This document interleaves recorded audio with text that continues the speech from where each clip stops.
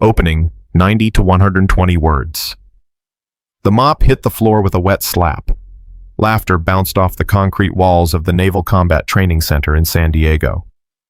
A Navy SEAL instructor stood over a small black woman in a faded blue maintenance uniform, grinning like he'd just won the lottery. "Hey, sweetheart," he called out loud enough for everyone to hear. "What's your rank, Dust Bunny First Class?" More laughter.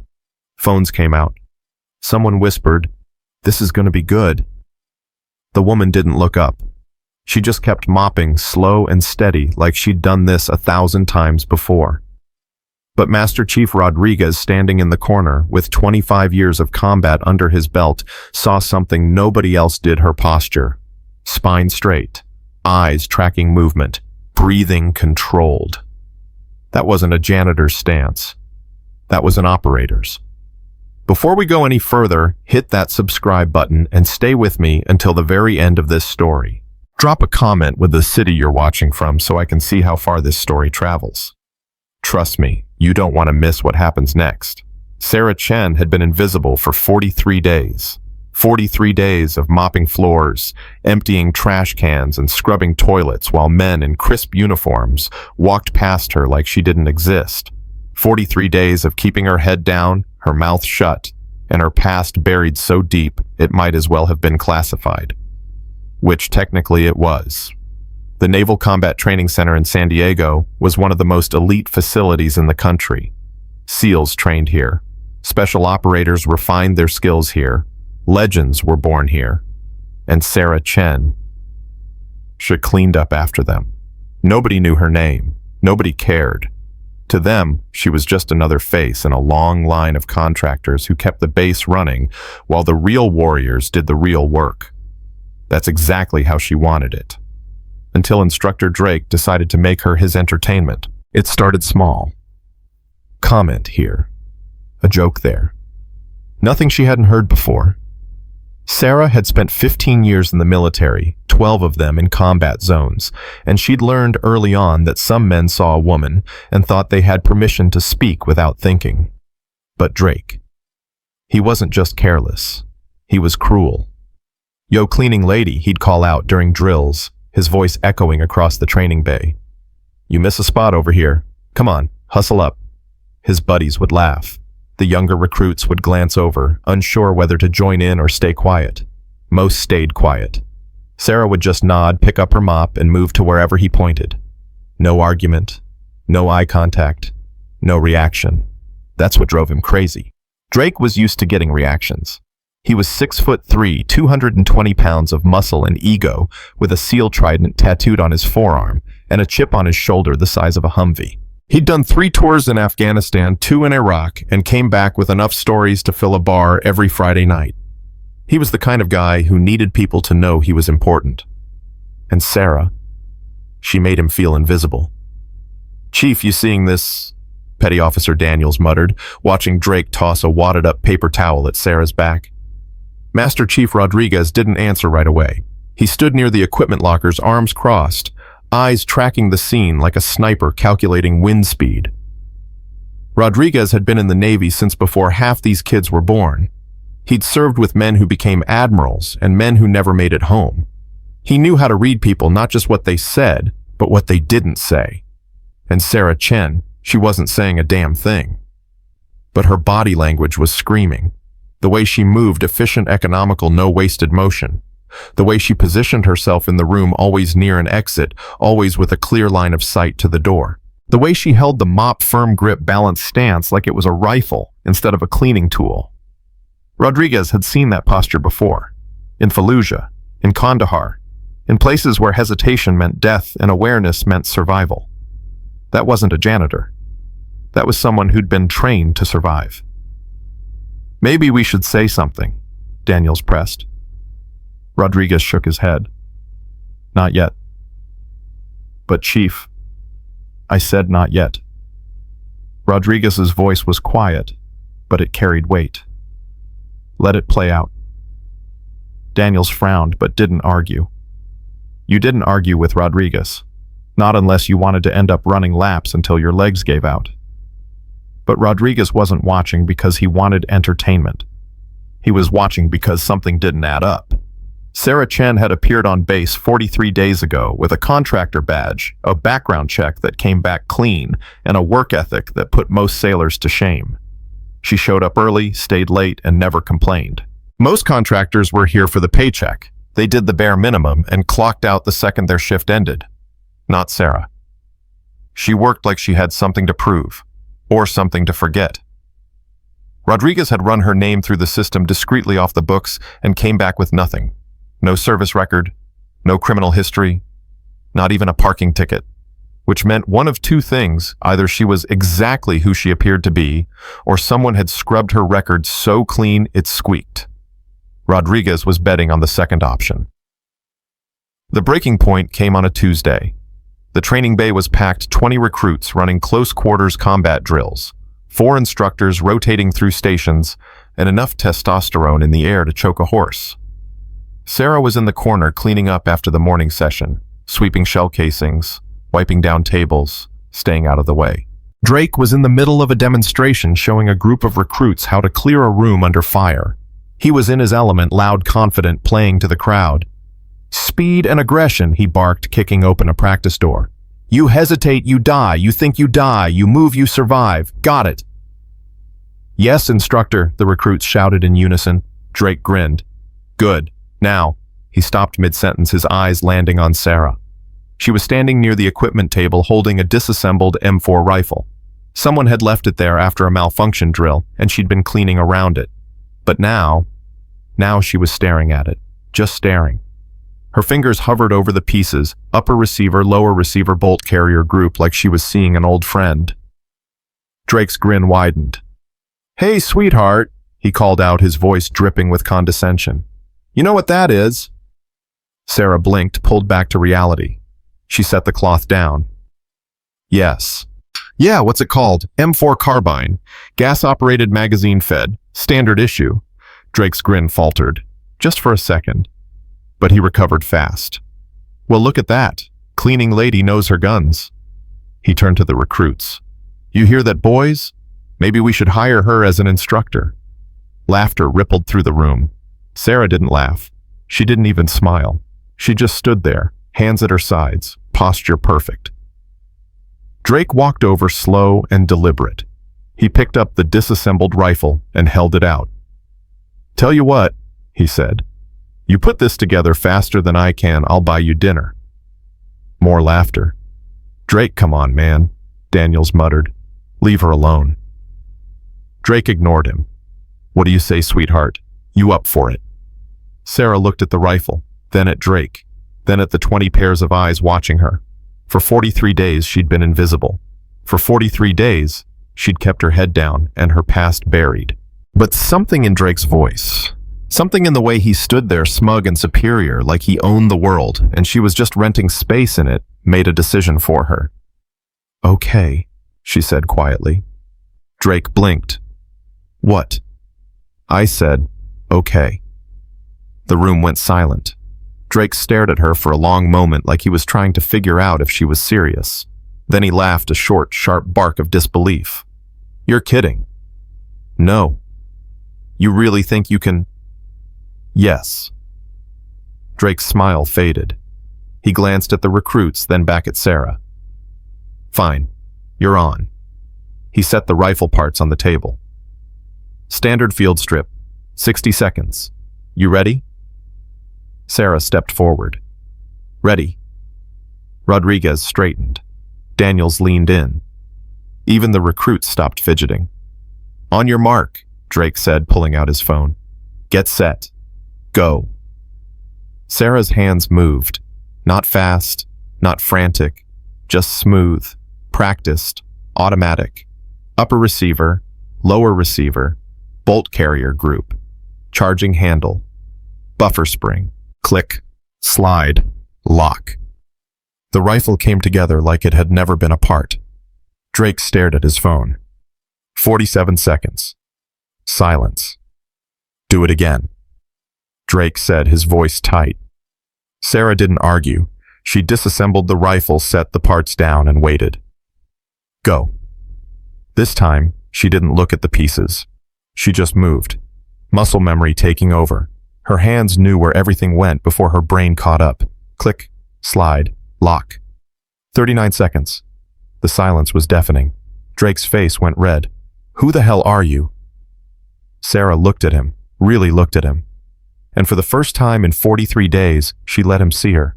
Not the janitor, not the contractor, not the invisible woman in the faded blue uniform. The operator. Nobody, she said softly. Just somebody who knows how to do her job. You think that's impressive? Wait until you see what happens when they find out who she really is. Drake opened his mouth to respond, but before he could, the door to the training bay slammed open. Security Chief Anderson stormed in, flanked by 2 MPs. His face was set in a hard line, and his hand rested on the sidearm at his hip. Sarah Chen, he barked. Step away from the table, now. Sarah froze. Rodriguez stepped forward. Chief, what's going on? Anderson ignored him. Ma'am, I need you to come with me. We have some questions. Questions about what? Rodriguez demanded. That's classified. Classified? Rodriguez's voice rose. She's a contractor. What the hell is classified about a janitor? Anderson's jaw tightened. That's above your pay grade, Master Chief. Sarah didn't move. Her eyes flicked to the door, calculating distances, exits, options. Old instincts kicking in. Anderson noticed. His hand tightened on his sidearm. Ma'am, I'm not going to ask again. Come with me. Voluntarily. Or we do this the hard way. For a long, tense moment, nobody moved. Then Sarah nodded. Okay.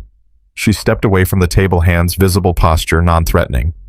But Rodriguez saw the way her eyes tracked Anderson's every move, the way her weight shifted to the balls of her feet. She was ready. For what he didn't know. But she was ready. As the MPs moved to flank her, Drake finally found his voice. Wait, he said. What did she do? Anderson turned his expression cold. That's need to know, and you don't need to know. He gestured to the MPs. Let's go. They led Sarah toward the door. The recruits parted like water, staring. Daniels looked at Rodriguez, his face pale. Chief, should we?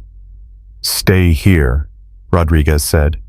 His voice was calm, but his mind was racing. Something was very, very wrong.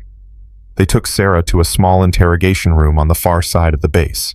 Concrete walls, metal table, 2 chairs, 1 camera in the corner blinking red. Anderson sat across from her, hands folded. The MPs stood by the door. Do you know why you're here? Anderson asked. Sarah said nothing. We received a complaint. Serious allegations. Allegations that you're not who you claim to be. Still nothing. Anderson leaned forward. The complaint came from Admiral Reeves's office. His aide, Jessica Park, flagged your background check. Said there were inconsistencies. Gaps. Things that don't add up. He slid a folder across the table. Care to explain? Sarah glanced at the folder but didn't touch it. Anderson's eyes narrowed. You're not making this easy. I don't have to make it easy, Sarah said quietly. I haven't done anything wrong. Then why is your service record blank? Silence. Why is there no record of you before 3 months ago? Silence. Why does a janitor know how to field strip an M4 in under 40 seconds? Sarah met his eyes. Maybe I'm just good at my job. Anderson slammed his hand on the table. Don't play games with me. I've been doing this for 20 years. I know when someone's hiding something. Then you should also know when someone's telling the truth. Anderson stared at her. Then he sat back, crossing his arms. You're not leaving this room until I get answers. Sarah smiled, small, sad, tired. Then we're going to be here a while. Anderson thinks he's in control. But he has no idea who he's dealing with.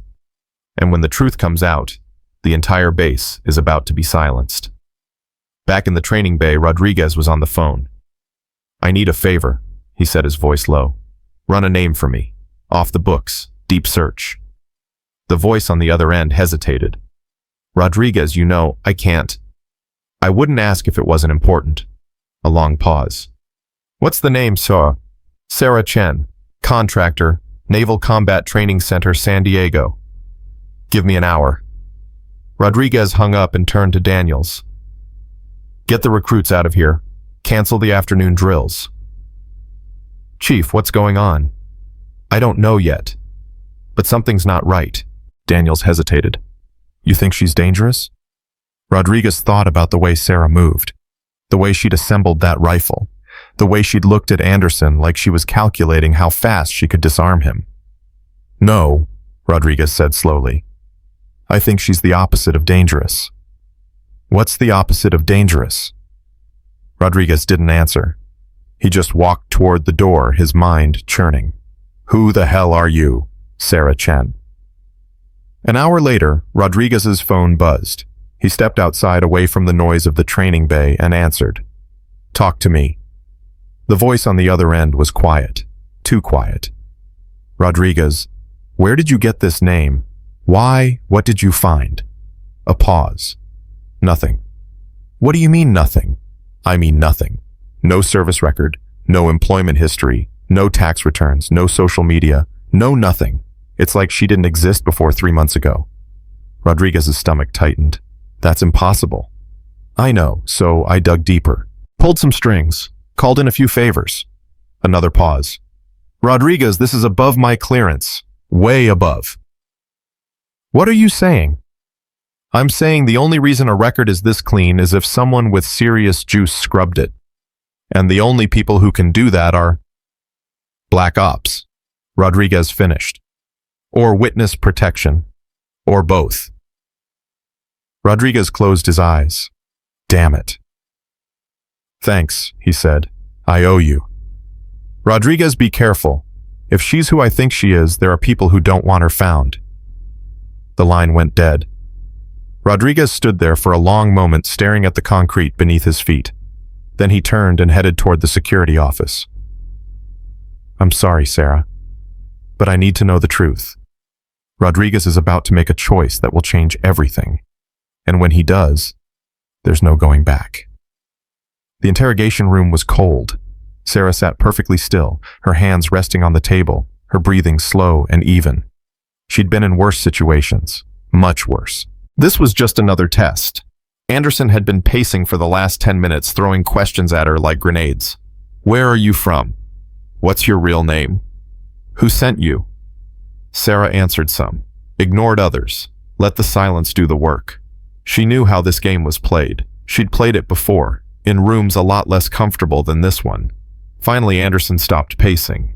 He planted his hands on the table and leaned in close. Listen to me very carefully, he said, his voice low and dangerous.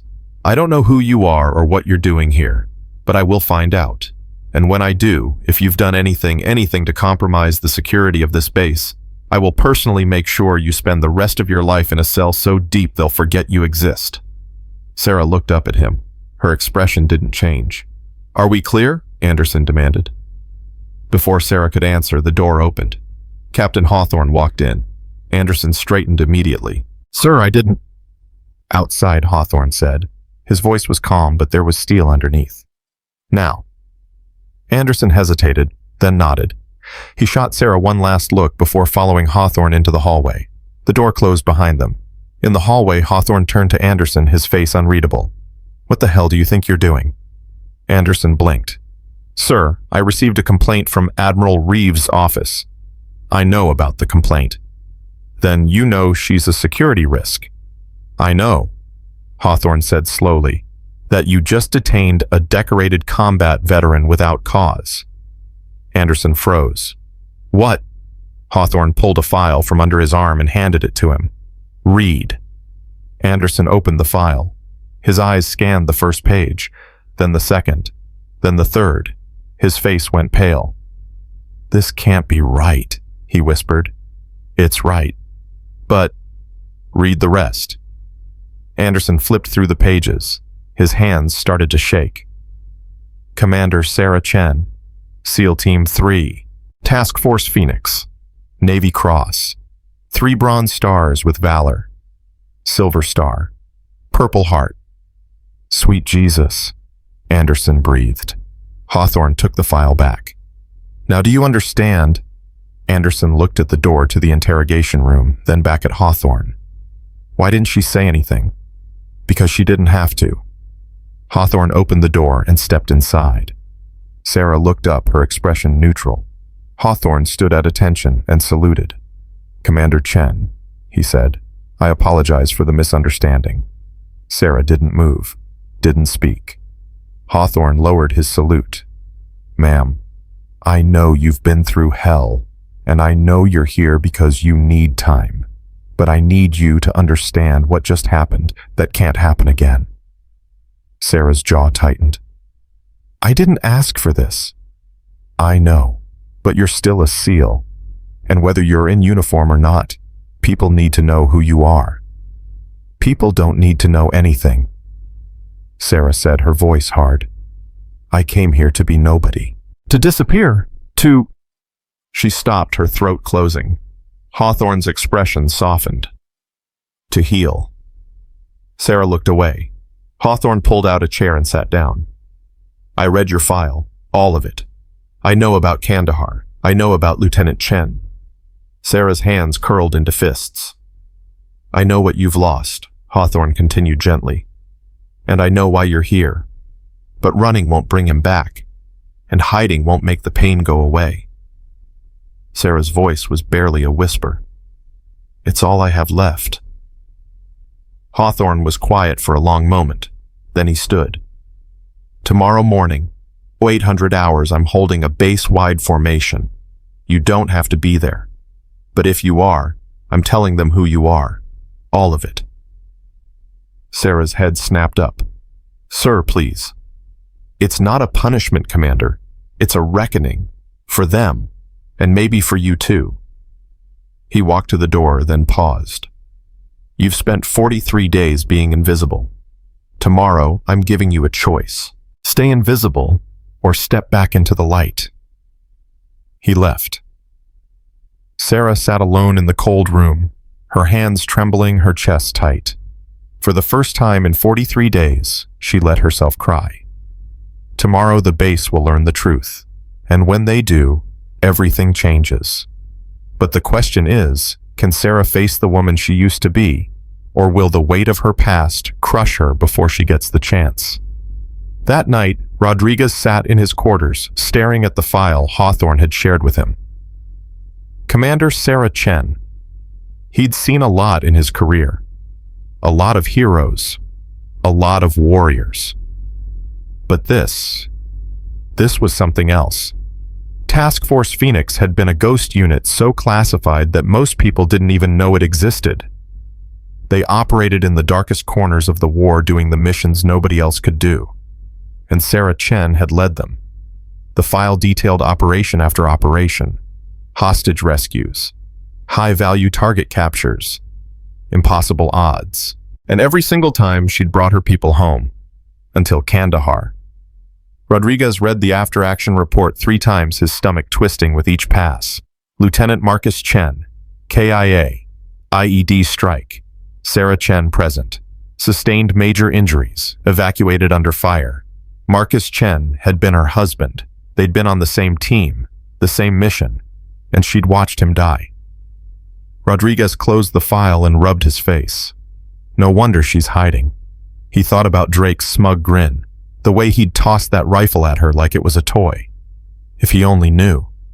Rodriguez stood and walked to the window. The base was quiet tonight. Peaceful. Tomorrow that peace would shatter. Drake thinks he's untouchable. He thinks he's the toughest guy in the room. But tomorrow morning, he's going to learn a lesson he'll never forget. And it's going to cost him more than his pride. Morning came fast. The base was buzzing.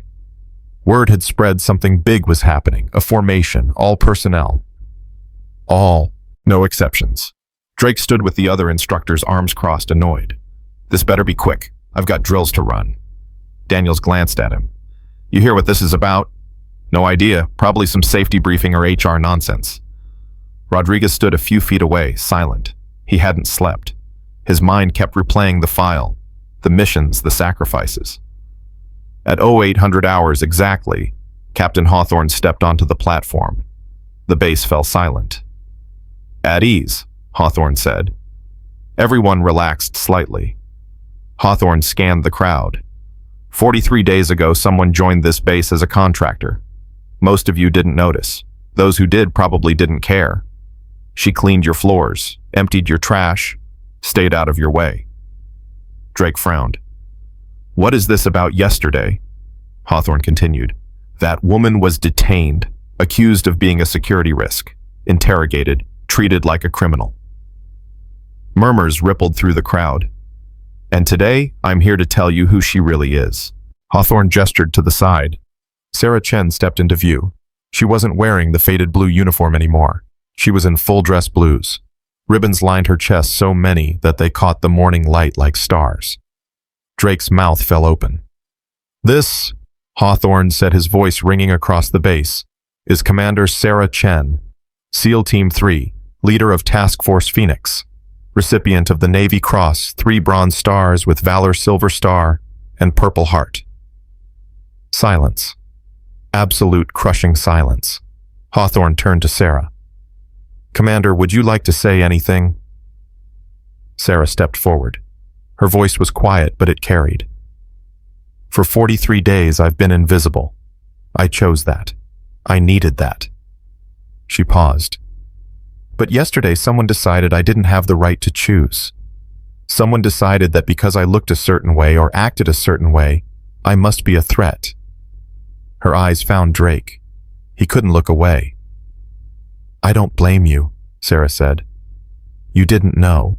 But you should have asked. You should have respected me enough to see me as more than a punchline. Drake's face went red. I'm not here to embarrass anyone, Sarah continued. I'm here because someone decided I needed to be reminded of who I am, and maybe you need to be reminded too. She stepped back. Hawthorne saluted her. Commander. She returned the salute. Then one by one, every sailor on that base, Drake included, stood at attention and saluted. Sarah stood there, tears streaming down her face, and for the first time in 43 days, she didn't feel invisible. She felt seen. The salute held for 30 seconds. 30 seconds of silence so thick it pressed against Sarah's chest like a physical weight. 30 seconds of every sailor on that base standing at attention, hands raised, eyes forward. 30 seconds that felt like a lifetime. When Hawthorne finally lowered his hand, the rest followed. But nobody moved. Nobody spoke. They just stood there staring at the woman they'd ignored for 43 days. Sarah's jaw tightened. She wanted to run. Every instinct screamed at her to turn around and disappear back into the shadows where she'd been safe. Where she'd been nobody. But her feet wouldn't move. Hawthorne stepped down from the platform and walked toward her. His voice was low enough that only she could hear. You did good, Commander. Sarah shook her head. I didn't do anything. You showed up. That's more than most people could do. He gestured toward the crowd.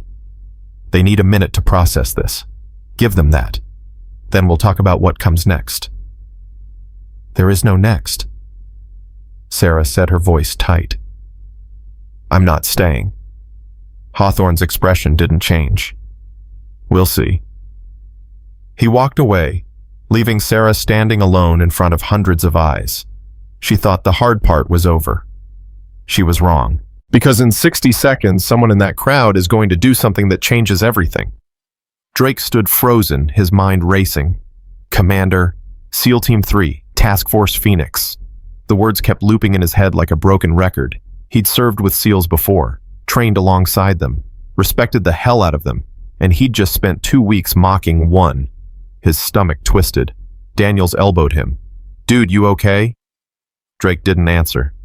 He was staring at Sarah, at the ribbons on her chest, at the way she held herself like she was carrying the weight of the world and refusing to let it break her. He'd seen that look before, in mirrors, after bad missions, after losing brothers. I need to... Drake started, but his voice cracked. Don't, Daniels warned. Not here, not now. I have to. Before Daniels could stop him, Drake stepped forward. The crowd parted. Every head turned. Sarah's eyes found his, and for a moment Drake saw something in them that made his chest tighten. Not anger, not hate, just exhaustion. Drake stopped 3 feet away, his hands clenched and unclenched at his sides. "Ma'am," he said, his voice rough. "I don't," Sarah said quietly. Drake blinked. "Ma'am, don't apologize. Not here, not in front of them. But you didn't know." Sarah's voice was steady, but there was an edge to it. "You made assumptions. You were wrong. That's on you. But I don't need your apology." Drake's face burned. "Then what do you need?" Sarah looked at him for a long moment. Then she said, "I need you to do better." She turned and walked away. Drake stood there feeling like he'd just been hit by a truck. Rodriguez appeared at his side. "That went well." "Shut up, Chief." "No, I'm serious. You could have done worse." Rodriguez crossed his arms. "You could have doubled down, made excuses, blamed her for not telling you." Drake's jaw tightened. "I'm not that guy." "Aren't you?" Drake turned on him. "What's that supposed to mean?" Rodriguez didn't flinch. "Means you've been acting like the rules don't apply to you. Like respect is something you give when you feel like it, not something you owe everyone by default." "That's not..." "It is," Rodriguez said flatly. "And you know it. You've been coasting on your reputation for 2 years, Drake. You did your tours, you earned your trident. But somewhere along the way, you forgot that leadership isn't about being the loudest voice in the room." Drake's hands curled into fists. "I don't need a lecture. No, you need a mirror." Rodriguez stepped closer, his voice dropping. "That woman over there, she's done things you can't even imagine. Led missions that'll never be declassified. Lost people she loved. And she's still standing, still fighting, still showing up." He pointed at Drake's chest. "What are you doing, besides making jokes and throwing your weight around?" Drake opened his mouth, then closed it. Rodriguez nodded. "That's what I thought." He walked away, leaving Drake standing alone in a crowd of sailors who wouldn't meet his eyes. Drake's about to make a choice. But before he does, someone else is about to drop a bomb that'll make everything worse. Sarah made it halfway across the base before the shaking started. Her hands trembled. Her breath came in short, sharp gasps. The world tilted sideways and she had to grab a wall to keep from falling. Panic attack. She hadn't had one in weeks. Thought she'd gotten past them. Guess not. She forced herself to breathe. In through the nose. Out through the mouth. Count to 4. Hold. Count to 4. Release. The technique didn't help. Her vision blurred. Her chest tightened. The walls closed in. Then a voice cut through the noise. "Commander?" Sarah looked up. Master Chief Rodriguez stood a few feet away, his expression unreadable. "You need to sit down," he said. "I'm fine." "You're not." Rodriguez stepped forward, his voice gentle. "And that's okay. You don't have to be fine." Sarah's legs gave out. Rodriguez caught her before she hit the ground. He guided her to a bench, then sat beside her, his presence solid and steady. "Breathe," he said. "Just breathe." Sarah tried, failed, tried again. Slowly the panic receded.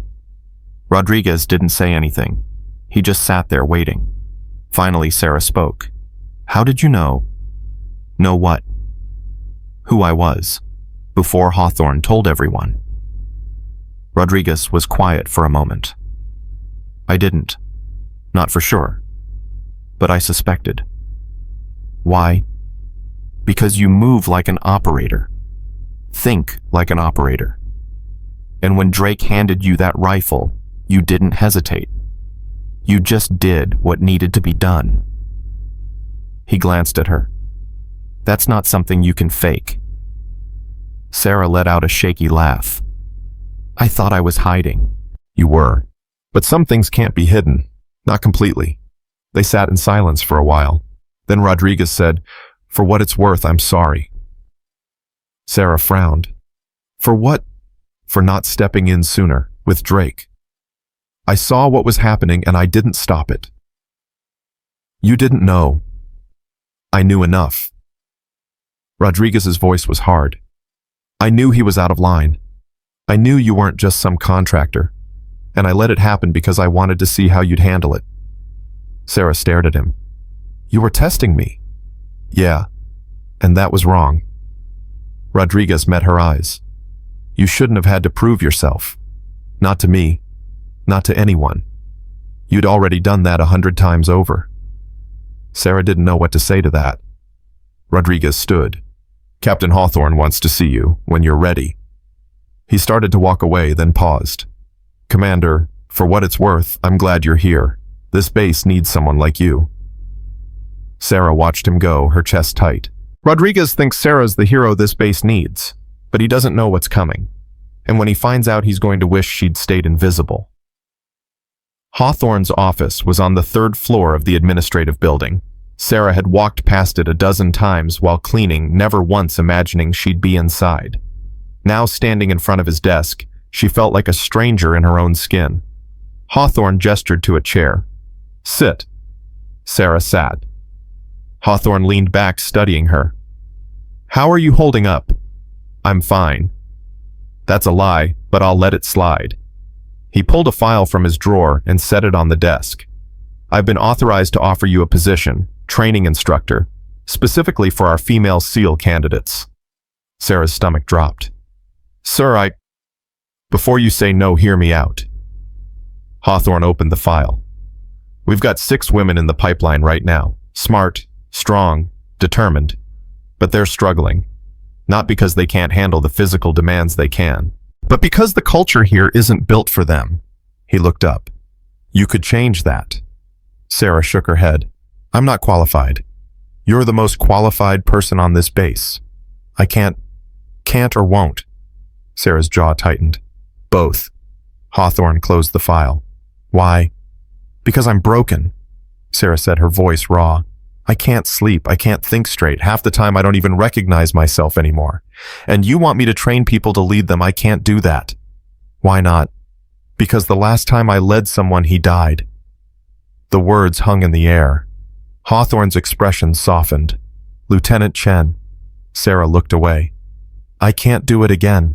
I can't watch someone trust me and then—" Her voice broke. Hawthorne was quiet for a long moment. Then he said, "Marcus wouldn't want this." Sarah's head snapped up. "You didn't know him?" "No. But I know men like him. Warriors. Brothers. And I know that if he were here, he'd tell you the same thing I'm about to." Hawthorne leaned forward. "You don't get to quit." Sarah's eyes burned. "I'm not quitting. I'm surviving." "You're hiding. There's a difference." Hawthorne's voice was firm but not unkind. "And I get it. I do. You've been through hell. You've lost someone you loved, and you're tired. But giving up isn't surviving. It's dying slowly." Sarah's hands clenched. "You don't understand." "You're right. I don't. But I understand this. You're still here. You're still breathing. And that means you still have a choice." He slid the file across the desk. "You don't have to decide today. But think about it. Because those 6 women, they need someone who's been where they are. Someone who knows what it's like to fight for a place in a world that doesn't want them there." Sarah stared at the file. "And if I say no, then you go back to being invisible. And in 6 months or a year or 5 years, you'll wake up and realize you've spent your whole life running from the one thing that could save you.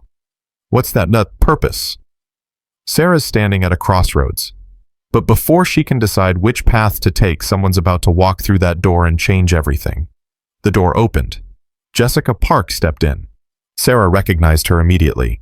Admiral Reeves' aide, the woman who'd filed the complaint, the woman who'd started all of this. Jessica stopped when she saw Sarah, her face paling. Hawthorne stood. "Ms. Park, I wasn't expecting you." Jessica's eyes stayed locked on Sarah. I came to apologize." Hawthorne glanced at Sarah, then back at Jessica. "Go ahead." Jessica swallowed hard. "Commander Chen, I made a mistake. I saw inconsistencies in your file and I jumped to conclusions. I thought you were a threat and I was wrong. I'm sorry." Sarah didn't respond. Jessica shifted uncomfortably. "I didn't know who you were. If you had, you would have done the same thing," Sarah said quietly. Jessica blinked. What?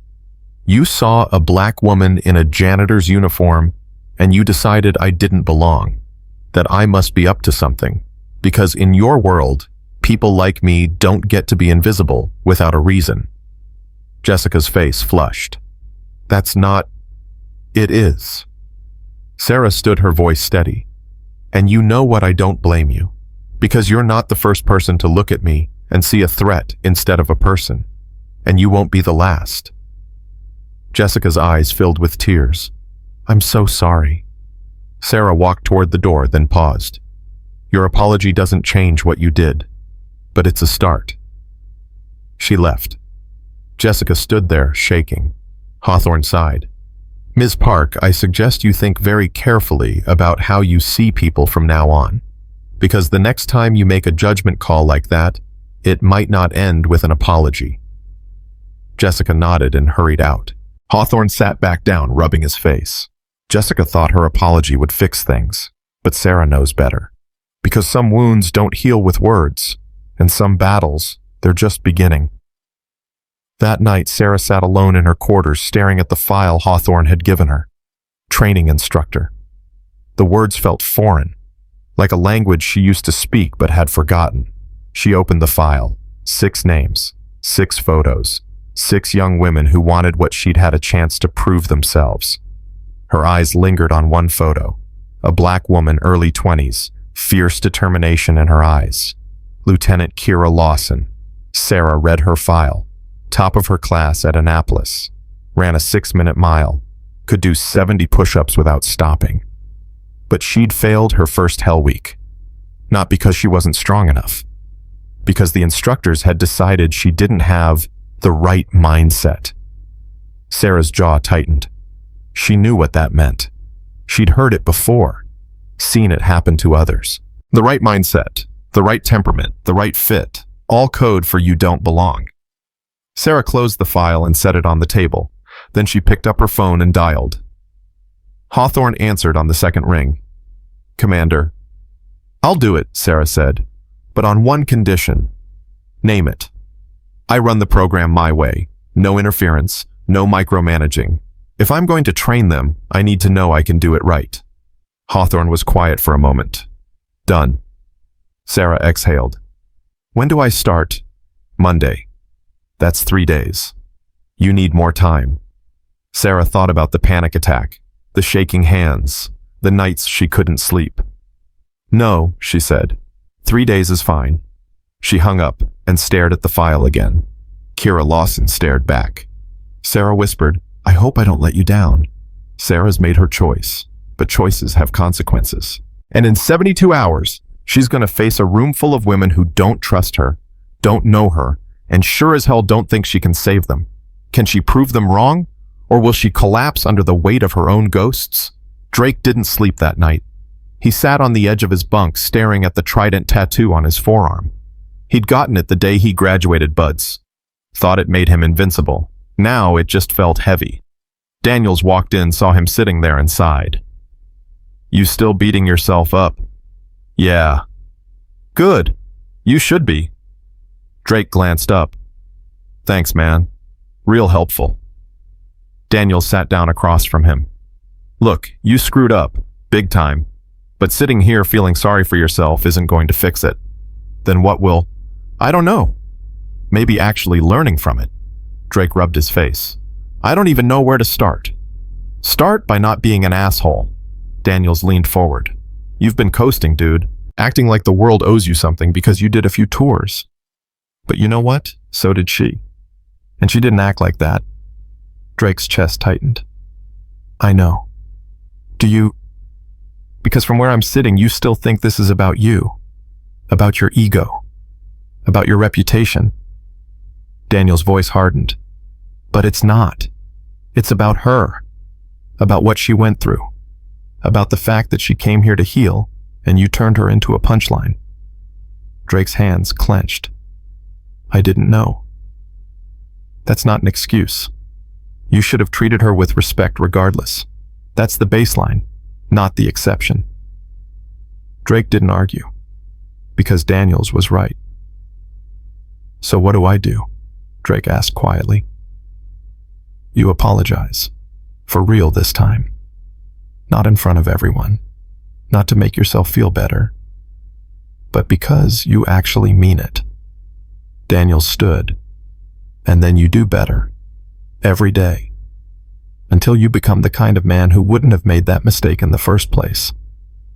He left. Drake sat there staring at his hands. Then he stood, grabbed his jacket, and walked out the door. Drake's about to do something that'll either redeem him or destroy him, and the scary part, he doesn't know which one it'll be. Sarah was halfway through a run when she saw him. Drake stood on the track, hands in his pockets, looking like he'd rather be anywhere else. She slowed to a stop. What do you want? To talk. If you'll let me. Sarah crossed her arms. You've got 2 minutes. Drake took a breath. I was wrong. Not just about the jokes. About everything. About the way I treated you. The way I looked at you. The way I assumed you were nothing because you looked like nobody. Sarah's expression didn't change. I've spent the last 6 hours thinking about what I should say to you, how I should apologize, but nothing feels like enough. Drake's voice cracked. Because the truth is, I didn't just disrespect you. I disrespected every person who's ever been judged for how they look instead of who they are. Sarah's jaw tightened. You done? Almost. Drake met her eyes. I can't take back what I did, and I can't promise I'll never screw up again, but I can promise I'll try to do better. Every day. Starting now. He held out his hand. Sarah looked at it, then at him. For a long moment she didn't move. Then she shook his hand. Don't make me regret this. I won't. Sarah let go and started running again. Drake watched her disappear into the distance, his chest tight. Rodriguez appeared beside him. That was brave. Drake exhaled. That was terrifying. Good. It should be. Rodriguez clapped him on the shoulder. Now comes the hard part. What's that? Actually doing better. Drake thinks he's fixed things, but forgiveness isn't a one-time event. It's a daily choice. And in the days ahead, he's going to be tested in ways he never imagined. 3 days later, Sarah walked into the training facility at 0600 hours. 6 women stood at attention. Sarah stopped in front of them, her heart pounding. She recognized Kira Lawson immediately. The woman stood tall, chin up, eyes forward, but Sarah saw the tension in her shoulders. The doubt. At ease, Sarah said. The women relaxed, slightly. Sarah paced in front of them. My name is Commander Sarah Chen. I'm going to be your training instructor for the next 12 weeks. Some of you know who I am, some of you don't. Either way, it doesn't matter, because in this room, we're all starting from zero. She stopped. I'm not here to coddle you. I'm not here to tell you you're special. I'm here to make sure that if you make it through this program, you're ready for what comes next. Kira raised her hand. Ma'am, can I ask a question? Go ahead. Why are you doing this? You could be doing anything. Why train us? Sarah looked at her, really looked at her, and saw herself 10 years ago, young, hungry, determined to prove the world wrong. Because someone once told me I didn't belong, Sarah said quietly, and I spent the next 15 years proving them wrong.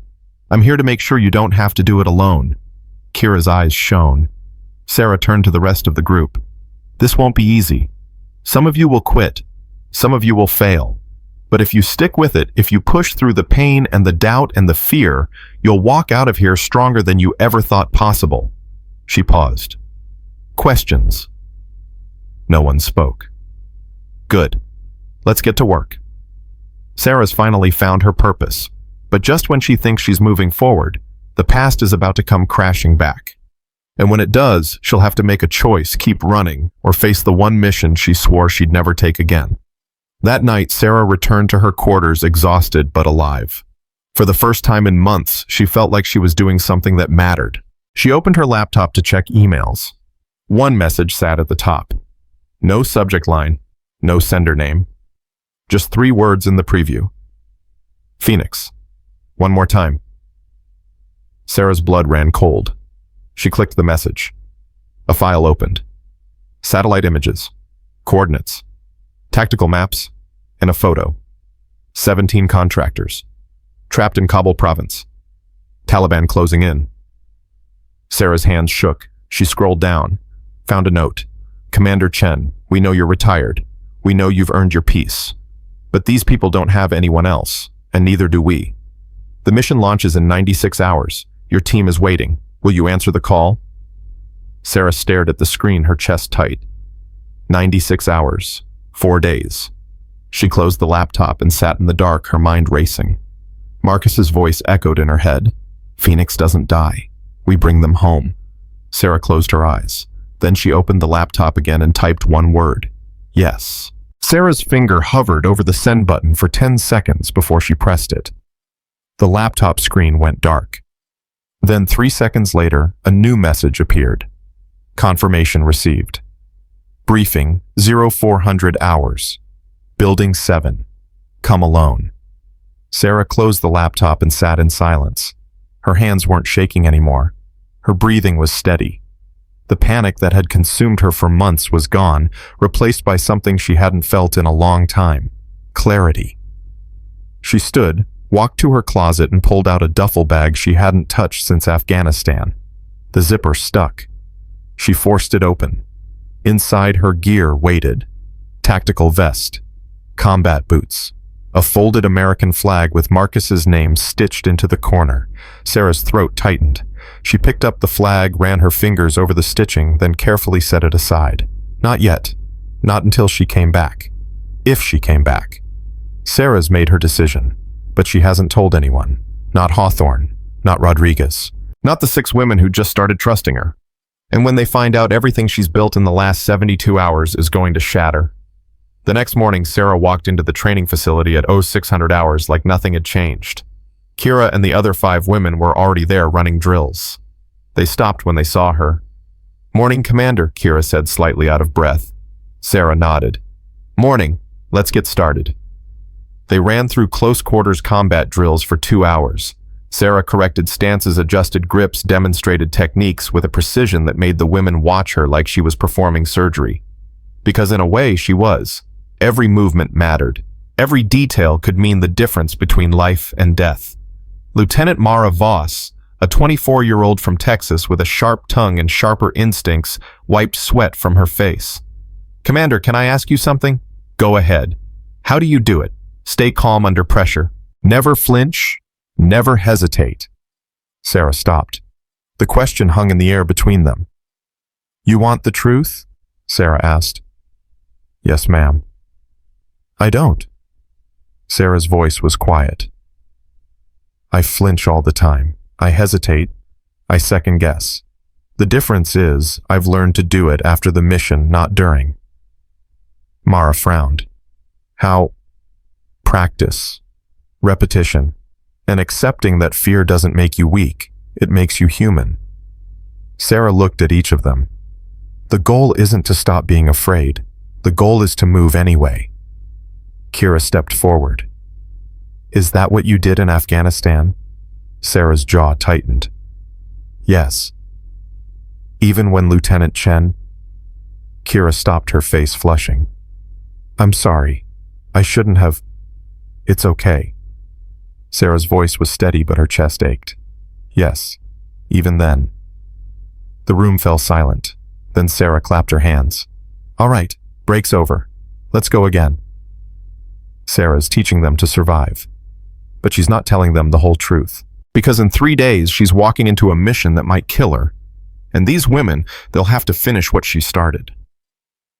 At 0400 hours the next morning, Sarah slipped out of her quarters and made her way across the base. Building 7 was on the far edge of the compound, away from the main facilities. It was unmarked, windowless, and guarded by 2 Marines who didn't ask for ID, they just stepped aside when she approached. Inside, the air was cold. Fluorescent lights buzzed overhead. A single hallway led to a steel door at the end. Sarah knocked twice. The door opened. A man in civilian clothes stood there, mid-40s, gray at the temples, eyes that had seen too much. He gestured for her to enter. Commander Chen, I'm Agent Mallory, CIA. Sarah stepped inside. The room was small, with a table, 3 chairs, and a projector displaying a map of Afghanistan. Mallory closed the door. Thank you for coming. I didn't have much choice. You always have a choice. Yeah, Mallory pulled out a chair. Sit. Sarah sat. Her eyes scanned the map, already calculating distances, terrain, extraction points. Mallory noticed. You're already planning. Force of habit. He smiled, brief, tired. Good, because we need someone with your habits. He clicked a remote. The map zoomed in on Kabul province. A red circle marked a compound in the mountains. 17 contractors, Mallory said. Engineers, translators, support staff. They were working on infrastructure projects when the Taliban moved in faster than anyone expected. They're trapped. No way out. And they've got maybe 72 hours before the compound is overrun. Sarah studied the map. Why not send in a regular extraction team? Because it's not that simple. Mallory clicked again. The image shifted to satellite photos. The compound is surrounded. Taliban fighters on all sides. Any standard approach will be detected immediately. We need someone who can get in quietly, assess the situation, and coordinate an extraction without starting a firefight. We can't win. You need a ghost. We need Phoenix. Sarah's hands clenched. Task Force Phoenix was disbanded. The unit was. The legend wasn't. Mallory leaned forward. Commander, I know what you've been through. I know what you lost. But these people don't have anyone else, and frankly, neither do we. Sarah looked at the photos. 17 faces. 17 people who didn't sign up for this, who just wanted to help rebuild a country and got caught in the crossfire. She thought about Marcus, about the mission that killed him, about the promise she'd made to herself, never again. What's the team, she asked. Mallory clicked the remote. 4 faces appeared on the screen. Lieutenant Commander Jackson Hayes, demolitions expert, 3 tours in Iraq. Staff Sergeant Maria Reyes, medic, 2 tours in Syria. Petty Officer First Class Trevor Nguyen, communications, 4 tours, multiple theaters. And Chief Warrant Officer Devin Clark, sniper, 5 tours, highest confirmed kill count in his unit. Sarah studied their faces. They know who I am. They requested you specifically. Sarah's head snapped up. What? They were part of the reserve team on Operation Silent Dawn, the mission you led in Helmand Province. They saw what you did, how you brought 73 people home when everyone said it was impossible. Mallory's voice softened. They trust you, Commander, and in this line of work, trust is everything. Sarah's throat tightened. When do we leave? 48 hours. You'll fly out of Coronado at 2200 hours, wheels up to Bagram. From there, you'll be inserted via helicopter 15 clicks from the compound. After that, you're on your own. Sarah nodded. I'll need access to the full mission files, terrain maps, weather reports, intel on enemy positions. You'll have everything by tonight. Sarah stood. One more thing. Name it. If I don't come back, I need you to make sure my trainees finish their program. No interference, no politics. They get a fair shot. Mallory's expression didn't change. You have my word. Sarah walked to the door, then paused. Agent Mallory? Yes. Those 17 people. They have families. Most of them. Sarah's jaw tightened. Then we bring them all home. She left. Sarah's committed. The mission is set. But she still hasn't told anyone. And in 48 hours, when she walks onto that transport plane, someone's going to try to stop her. The question is, will they succeed? That afternoon, Sarah ran her trainees through live fire exercises. Kira hit every target. Mara's groupings were tight. The others were improving. But Sarah's mind was elsewhere, calculating, planning, preparing for a mission that might be her last. Commander, you okay? Kira asked during a break. Sarah blinked. Fine. Why? You seem distracted. Just thinking about next week's drills. Kira didn't look convinced, but she didn't push. After training ended, Sarah walked toward the armory. She needed to check her gear, make sure everything was mission ready. Rodriguez was waiting outside. Commander, he said. Got a minute? Sarah's stomach tightened. Sure. They walked in silence until they were away from the main buildings. Then Rodriguez stopped and turned to face her. You're leaving, he said. It wasn't a question. Sarah's jaw clenched. How did you know? Because I've been doing this long enough to recognize the look. Rodriguez crossed his arms. You've been saying goodbye all day. To your trainees. To the base. To the life you've been trying to build here. Sarah didn't deny it. Where are you going? Rodriguez asked. I can't tell you that. Can't or won't? Both. Rodriguez's expression hardened. Commander, with all due respect, you just spent the last week convincing 6 women that you're not going to abandon them. And now you're about to do exactly that. Sarah's chest tightened. This is different. How? Because people are going to die if I don't go. People are going to die if you do. Rodriguez stepped closer. You're not ready for this. You know you're not. And whatever mission they're sending you on, it's going to break you. Maybe, Sarah said quietly, but it's still my choice to make. Rodriguez stared at her for a long moment. Then he sighed. You're not going to change your mind, are you? No. He nodded slowly. Then at least let me help. Sarah frowned. How? By making sure you come back. Rodriguez pulled out his phone. I've got contacts, people who owe me favors. If you need backup extraction intel, anything you call me. He handed her a card with a number written on it. Sarah took it. Thank you, Chief. Don't thank me yet. Just promise me you'll come back. I'll try. That's not good enough.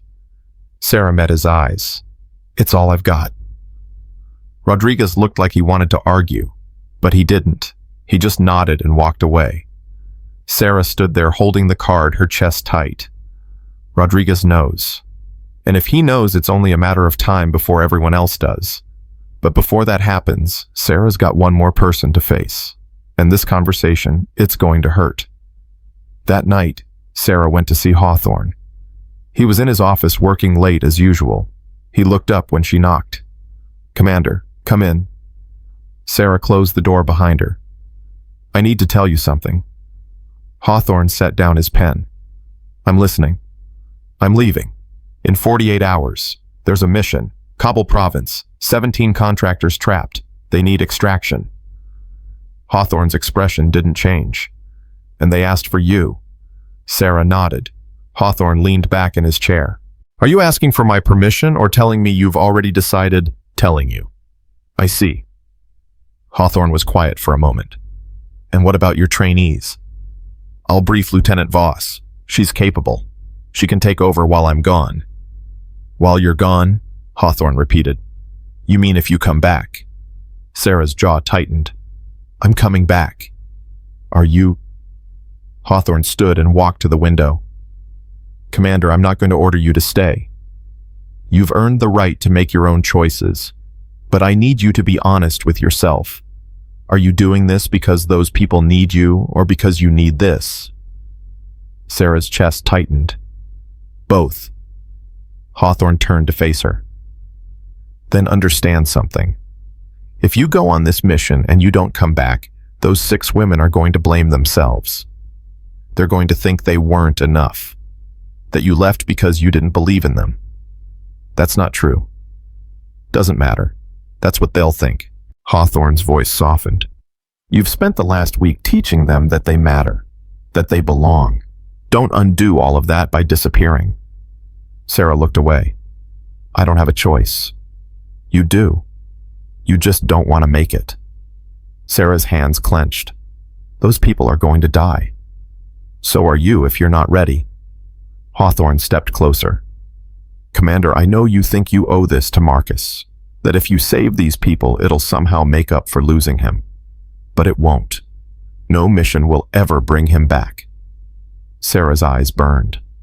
I know that. Do you? Sarah turned toward the door. I leave in 48 hours. I'll file the paperwork in the morning. She walked out before Hawthorne could respond. Hawthorne's right. Sarah knows he's right. But she's going anyway, because some debts can't be paid. They can only be faced. And in 2 days, Sarah's about to face the one mission that's been haunting her since Kandahar. The next day, Sarah gathered her trainees in the briefing room. Listen up, she said. I'm being temporarily reassigned. Lieutenant Voss will be taking over training for the next 2 weeks. Kira's face fell. You're leaving. Just for a little while. Where are you going? Mara asked. Can't say. When are you coming back? Sarah hesitated. 2 weeks. Maybe less. The room was silent. Then Kira stood. Commander, permission to speak freely. Granted. This is bullshit. Sarah blinked. Excuse me. You heard me. Kira's voice shook.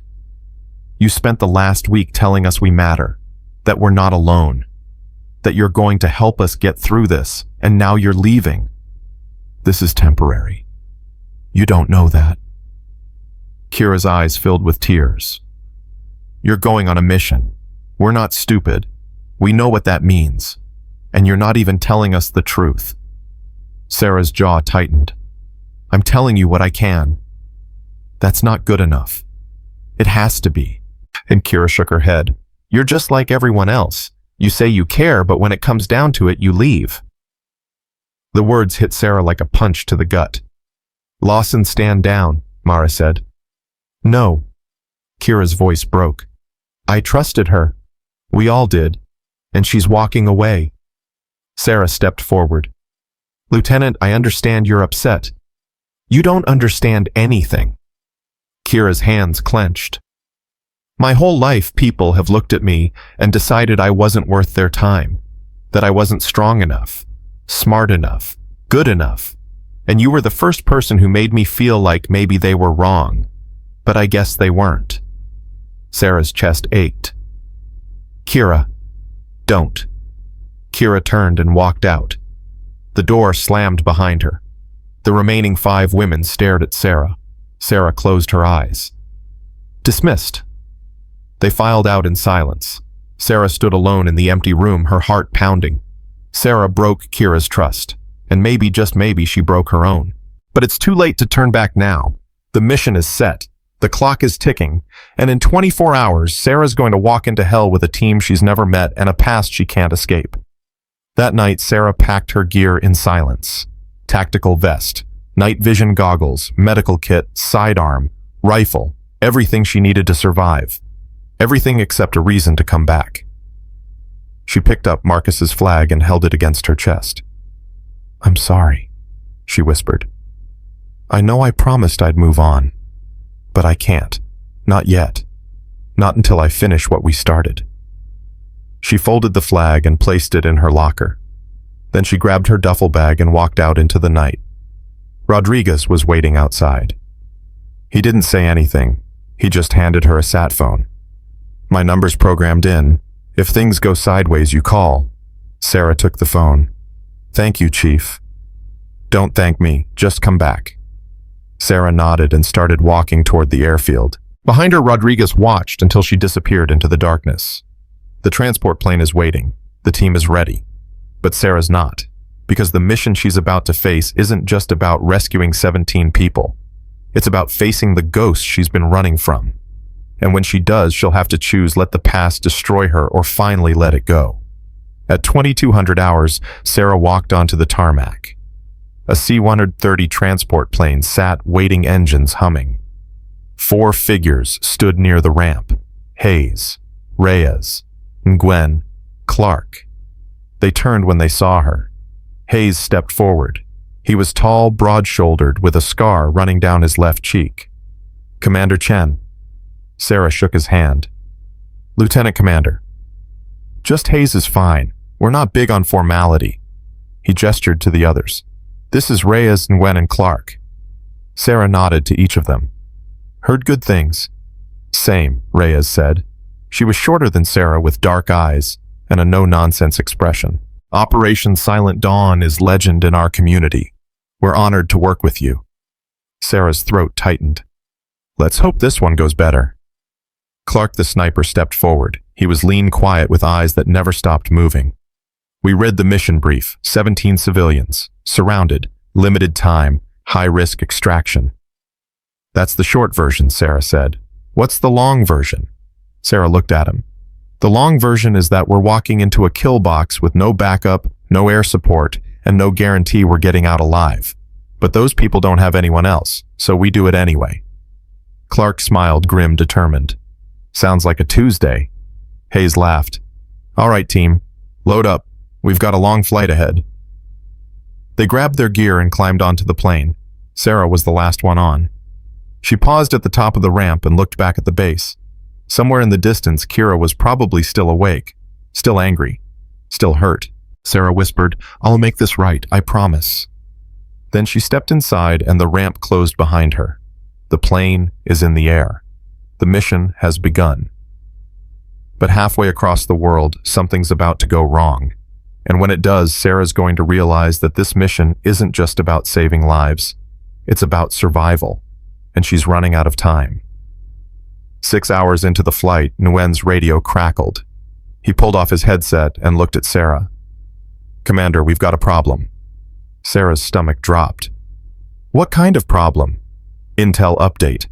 The Taliban moved faster than expected. The compound is already under siege. 17 hostages are now down to 14. Sarah's jaw clenched. "What happened to the other 3? "Killed during an attempted breakout." The cabin went silent. Hayes cursed under his breath. "How long do we have?" 48 hours, maybe less. Sarah stood and walked to the front of the plane. She stared at the tactical map displayed on a laptop. The compound was surrounded. Every exit covered. Every approach monitored. It was a death trap. Reyes appeared beside her. "Commander, what's the play?" Sarah's mind raced. "We go in quiet. No direct assault. We infiltrate, locate the hostages, and extract before they know we're there. And if they spot us..." Sarah met her eyes. "Then we improvise." Reyes nodded. "Roger that." Sarah turned to the team. "Listen up. This mission just got a lot harder. But we don't have the luxury of backing out. Those people are counting on us.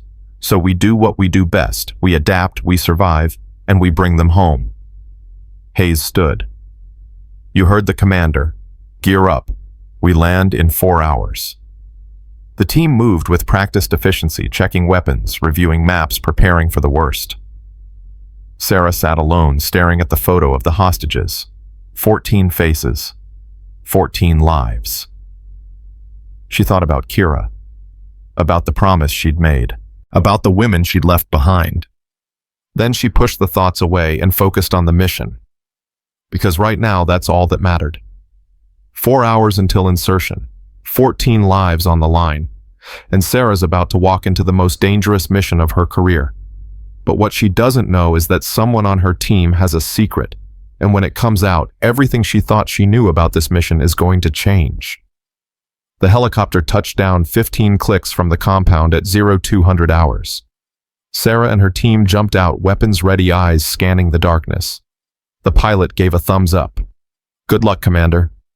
"Thanks. We're going to need it." The helicopter lifted off, and the silence of the Afghan night closed in around them. Hayes activated his night vision. "All right, team. Stay tight. Stay quiet. We move in 2x2 formation. Commander, you're with me." They started moving. The terrain was rough, rocky hills, narrow passes, limited visibility, perfect for ambushes. Sarah's senses were on high alert. Every sound, every movement, every shadow could be a threat. After an hour of hiking, Clark signaled for them to stop. "Movement ahead," he whispered. 200 meters. 3 tangos. Sarah pulled out her binoculars. 3 Taliban fighters stood near a ridge, smoking cigarettes and talking. Hayes looked at her. "Your call, Commander." Sarah studied the fighters. If they engaged, the noise would alert the compound. But if they went around, they'd lose time they didn't have. "We go around," Sarah decided. "Silent approach. No contact unless necessary." They circled wide, using the terrain for cover. 20 minutes later, they were past the fighters and moving toward the compound. But then Nguyen's radio crackled again. "Commander, we've got a problem." Sarah's chest tightened. "What now?" "Satellite shows increased activity around the compound. Looks like they're preparing for an assault." Sarah cursed. "How long?" 6 hours, maybe less. Hayes turned to her. "We need to move faster." Sarah nodded. "Double time. Let's go." They picked up the pace, pushing through exhaustion and fear, because 14 people were counting on them. and Sarah wasn't about to let them down. They reached the compound perimeter at 4:30 hours, 2 hours before sunrise. Sarah pressed herself against a rock formation and pulled out her binoculars. The compound sat in a valley below 3 buildings arranged in a U-shape, surrounded by a makeshift wall of sandbags and sheet metal. Taliban fighters patrolled the perimeter in groups of 2 rifles slung across their chests, flashlights cutting through the darkness. Hayes crawled up beside her. 12 tangos visible, probably more inside. "At least 20, Sarah whispered. "Maybe 30. Clark positioned himself on a ridge above them, his rifle scope trained on the compound. "I count 14 hostiles on the south side, 6 on the north. The rest are probably guarding the hostages." Reyes checked her medical kit. "Where are they keeping the civilians?" Sarah pointed to the center building. "Intel says they're in the basement. Single entry point, reinforced door. 2 guards stationed outside at all times." Gwen adjusted his comm equipment. "We're not getting in without being detected. The place is too hot." Sarah's mind raced through scenarios. Direct assault suicide, stealth infiltration nearly impossible. Wait for daylight, the hostages would be dead by then. "We create a diversion," Sarah said. Hayes frowned. "What kind of diversion?" "Clark takes out the generator. Lights go dark. Guards panic. We use the chaos to slip in through the north entrance." "That's a hell of a gamble," Reyes said. "You have a better idea." Silence. Hayes nodded slowly. "All right, Clark, can you hit the generator from here?" Clark adjusted his scope. 400 meters. Wind from the east. Temperature drop affecting trajectory. He paused. "Yeah, I can hit it." "Good." Sarah turned to the team. "Once the lights go out, we have maybe 30 seconds before they bring backup power online. Gwen, you jam their communications. Reyes, you're with me. Hayes, you cover our 6. Questions?" "Just one," Hayes said. "If this goes sideways, what's the extraction plan?" Sarah met his eyes. "We fight our way out." Hayes grinned. "I can work with that." The plan is set. But plans don't survive first contact. And in about 60 seconds, everything Sarah thinks she knows about this mission is about to change. Clark settled into position, his breathing slow and controlled. Through his scope, he could see the generator, a diesel unit tucked against the east wall, poorly protected, lazily maintained. "Target acquired," he whispered into his comm. Sarah's voice crackled back. "On my mark. 3, 2, 1. Execute." Clark squeezed the trigger. The rifle kicked against his shoulder. The bullet traveled 400 meters in less than a second and punched through the generator's fuel tank. Sparks erupted, then flames. The compound went dark. Shouts echoed through the valley. Flashlight beams swung wildly. Taliban fighters scrambled, some running toward the fire, others taking defensive positions. "Go, go, go," Sarah hissed. She and Reyes sprinted down the hillside, using the darkness as cover. Hayes followed close behind, his rifle up and ready. They reached the north wall and pressed against it. Sarah could hear voices inside, panicked, confused, barking orders in Pashto. Gwen's voice came through the comm. "Communications jammed. You've got maybe 2 minutes before they figure it out." Sarah pulled out a breaching charge and planted it on a side door. "Everyone back." They moved. Sarah triggered the charge. The explosion was small but effective. The door blew inward, smoke billowing out. Sarah went in first, rifle raised, sweeping left and right. Empty hallway, concrete walls, bare bulbs hanging from the ceiling, now dark. Hayes moved past her, clearing the next corner. Clear. They moved deeper into the building, their night vision goggles turning everything green and ghostly. Reyes checked each room they passed. Storage. Equipment. Nothing. Then they heard voices below. "Basement," Sarah whispered. They found the stairs and descended. At the bottom, a steel door stood closed, flanked by 2 guards who were arguing in heated Pashto. Sarah raised her hand, signaling the team to hold. She activated her suppressor and took aim. 2 shots. Both guards dropped. Hayes caught one before he hit the ground, easing him down silently. Sarah did the same with the other. She approached the door and pressed her ear against it. Voices inside, Crying. Someone praying. The hostages. Sarah tried the handle. Locked. Breaching charge, Hayes whispered. Too loud. They'll know we're here. Sarah pulled out a lockpick kit. Give me 30 seconds. You don't have 30 seconds. Gwyn's voice crackled urgently. Backup generator just kicked in. Lights are coming back on, and they're sweeping the building. Sarah's hands moved faster. The lock was old, poorly maintained.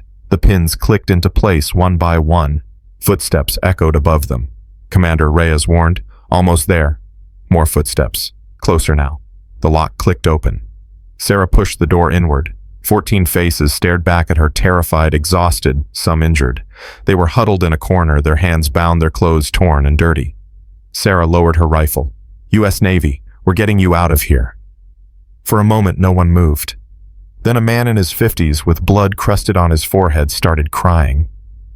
Thank God, he whispered. Thank God. They found the hostages. But getting in was the easy part. Getting out. That's when the real hell begins. Sarah moved quickly into the room.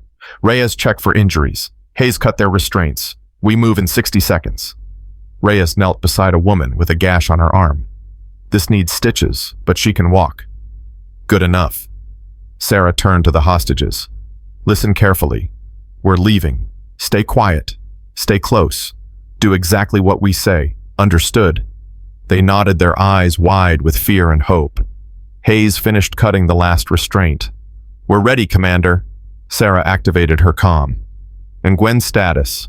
Not good. They've figured out someone's inside. 6 tangos heading toward the basement. ETA 60 seconds. Sarah cursed. Clark, we need an exit. Clark's voice was calm. East wall. 50 meters from your position. There's a gap in the sandbags. I can cover you, but you'll be exposed for about 10 seconds. That'll have to do. Sarah turned to the hostages. We're moving now. Stay low. Stay together. Don't stop for anything. She led them out of the room, Hayes taking point, Reyes covering the rear. They moved up the stairs. At the top, voices echoed from the hallway ahead. Sarah raised her fist. The group stopped. 3 Taliban fighters rounded the corner. Time slowed. Sarah fired first. 2 shots. Center mass. The first fighter dropped. Hayes took the second. Reyes the third. The gunfire echoed through the building like thunder. So much for stealth, Hayes muttered. Move, Sarah shouted. They ran. The hostages stumbled after them, some limping, others helping the injured. Bullets tore through the walls. Voices shouted. Alarms blared. Sarah led them through a storage room, kicked open a side door, and emerged into the courtyard. Flashlight beams swung toward them immediately. Contact! Hayes yelled, returning fire. Clark's rifle cracked from the ridge above. A Taliban fighter dropped. Then another. East wall, Sarah shouted. 50 meters. Go! The group ran.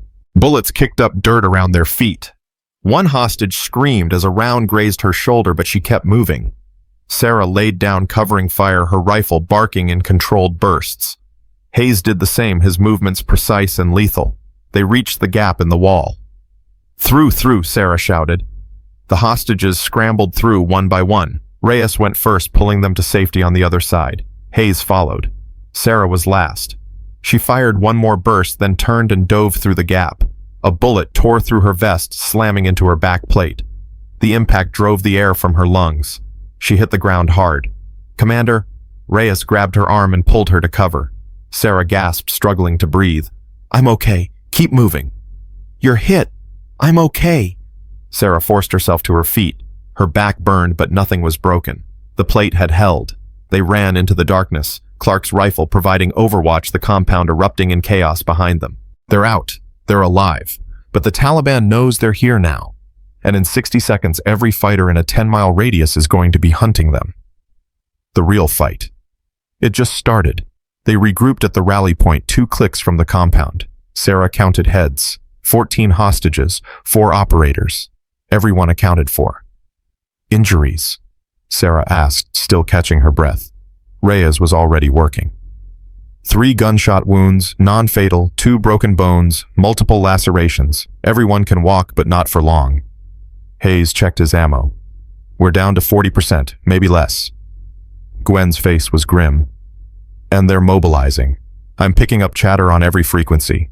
They're organizing a search party. 20 fighters, maybe more. Sarah pulled out her map and activated a small red light. Extraction point is 8 clicks north. Helicopter arrives at 0800. That's 3 hours from now. Can they make it? Hayes asked, looking at the hostages. Sarah studied their faces. Exhausted. Terrified. Some barely holding it together. They'll have to. One of the hostages, a young man, early 20s with dirt caked in his hair, stepped forward. Commander, I'm Daniel. I'm a translator. I speak Pashto. If you need... I need you to stay quiet and follow orders, Sarah said, not unkindly. That's how you stay alive. Daniel nodded, chastened. Sarah turned to her team. We split into 2 groups. Hayes, you take 7 hostages and move along the western ridge. Reyes, you're with him. Stay low, stay quiet. If you make contact, don't engage unless you have to. What about you? Hayes asked. I take the other 7 and move east. We'll draw their attention while you get the hostages to safety. Reyes's eyes widened. Commander, that's suicide. It's strategy. They're looking for 14 people moving together. We split up, we increase our odds. Or we both get killed. Sarah met her eyes. You have a better plan. Silence. Hayes stepped forward. Commander, with respect, you're injured. You should take the safer route. I'm fine. Your backplate took a direct hit. You can barely stand straight. Sarah's jaw tightened. I said I'm fine. Hayes held her gaze for a long moment. Then he nodded. All right, your call. But if you die out here, I'm not explaining it to Rodriguez. Sarah almost smiled. Deal. They divided the hostages. Hayes and Reyes took their group and disappeared into the darkness. Sarah turned to her 7. Let's move. Sarah's plan is risky, but what she doesn't know is that someone in her group isn't who they claim to be. And when the truth comes out, it's going to force Sarah to make the hardest choice of her life. They moved through the night like ghosts.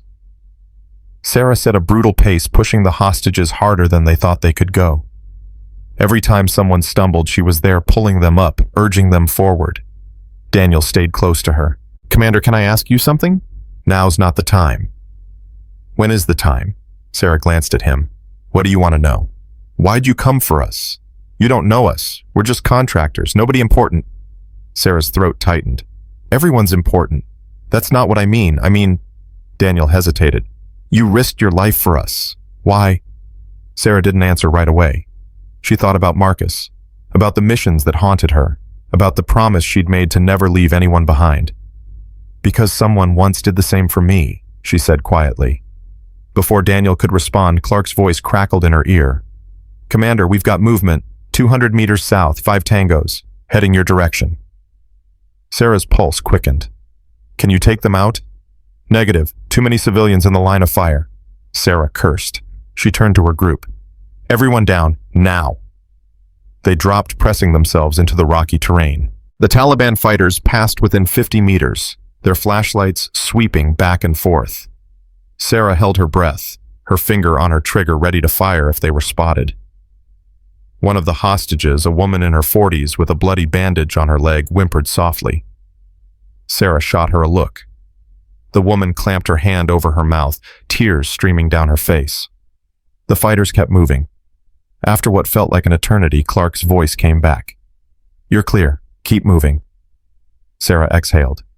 Let's go, quietly. They continued north. Every step felt heavier. Sarah's back throbbed where the bullet had hit her vest. Her legs burned. Her lungs ached. But she didn't stop. An hour later, they reached a narrow canyon. Sarah checked her map. They were halfway to the extraction point. 5-minute break, she said. The hostages collapsed, gasping for air. Sarah leaned against a rock, trying to catch her breath. Daniel approached her. Commander, you're bleeding.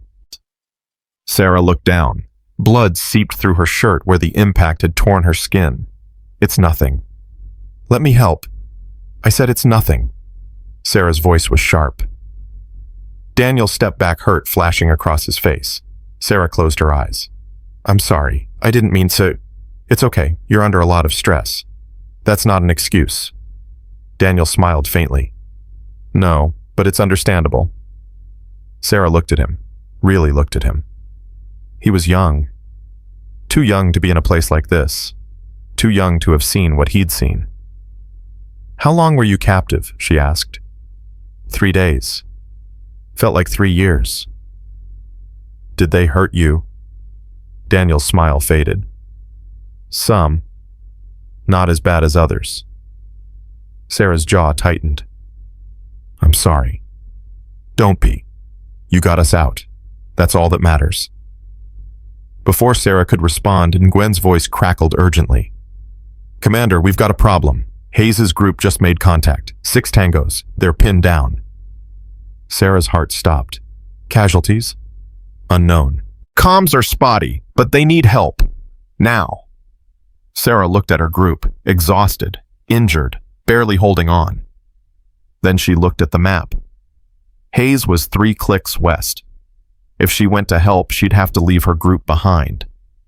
If she didn't go, Hayes and Reyes might die. Sarah's got a choice to make, and no matter what she chooses, someone's not making it out alive. Sarah's mind raced. She activated her comm. Hayes status. Static. Hayes, do you copy? More static. Then Hayes' voice strained and breathless. Commander pinned down, need. The transmission cut out. Sarah cursed. She turned to Clark. Can you see them? Negative. Too far. Too much terrain between us. Sarah looked at her group again. They were staring at her, waiting for her to make a decision. Daniel stepped forward. Go. Sarah frowned. What? Go help them. We'll keep moving north. We'll meet you at the extraction point. You don't know the terrain. You don't have weapons. You'll be slaughtered. Then give me a weapon. Sarah stared at him. You're a translator, not a soldier. I'm also the only one here who speaks the language. If we run into trouble, I can talk our way out. Daniel's voice was steady. You need to save your team. We'll be fine. Sarah's chest tightened. If you die out here, then we die, but at least we'll die trying. Daniel met her eyes. You came for us. Now let us help you. Sarah looked at the other hostages. They nodded one by one. She pulled out her sidearm and handed it to Daniel. 30 rounds. Don't waste them. Follow the map. Stay low. If you see anyone you hide. Daniel took the gun. Thank you, Commander. Sarah nodded. Then she turned and ran west, her body screaming in protest. Her mind focused on one thing. Get to Hayes. Save her team. Sarah just made the hardest call of her career. But what she doesn't know is that Daniel's hiding something. And when she finds out what it is, everything she thought she knew about this mission is going to fall apart. Sarah covered 3 clicks in 20 minutes, pushing herself harder than she'd pushed in years. Her lungs burned. Her legs threatened to give out. Her back felt like it was on fire, but she didn't stop. She reached Hayes' position and dropped behind a rock formation. Bullets tore through the air above her head. Hayes was 30 meters away, pinned behind a boulder, returning fire in controlled bursts. Reyes was beside him, treating a wounded hostage while simultaneously firing her sidearm. 6 Taliban fighters had them surrounded. Sarah activated her comm. Hayes, I'm on your 6. Give me 30 seconds. Hayes didn't respond, but his head turned slightly. He'd heard her. Sarah pulled out a grenade. She calculated the distance, the wind, the blast radius. Then she threw. The grenade sailed through the air and landed in the center of the Taliban position. 3 seconds later, it exploded. The shockwave knocked 2 fighters off their feet. The others scattered, disoriented. Sarah charged. She fired on the move, her rifle bucking against her shoulder. 1 fighter dropped, then another. Hayes saw his opening and moved. He and Reyes grabbed their hostages and ran toward Sarah's position. A Taliban fighter appeared from behind a rock, his rifle aimed at Hayes. Sarah saw him first. She pivoted and fired. The fighter dropped. Hayes reached her. About damn time.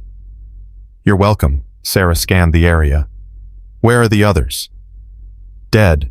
We lost 3 hostages in the initial ambush. Sarah's stomach twisted. 3. Reyes nodded, her face pale. We couldn't save them. Sarah closed her eyes. 3 more people. 3 more names she'd have to carry. We need to move, Hayes said. Before they regroup, they ran. Behind them, voices shouted in Pashto. More fighters were coming. Sarah activated her comm. Clark, we need extraction. Now. Negative, Commander. Helicopter doesn't arrive for another 90 minutes. We don't have 90 minutes. Then you better find a place to hold out. Sarah cursed. She looked at Hayes. Ideas. There's a cave system 2 clicks north. We can fortify and wait it out. Lead the way. They move fast, the sound of pursuit growing louder behind them. They're running out of time, running out of ammo, running out of options. But the worst part, they're about to find out that the Taliban isn't their only problem, because someone on this mission has been lying. And when the truth comes out, it's going to cost them everything. They reached the caves and scrambled inside. Hayes immediately started setting up defensive positions.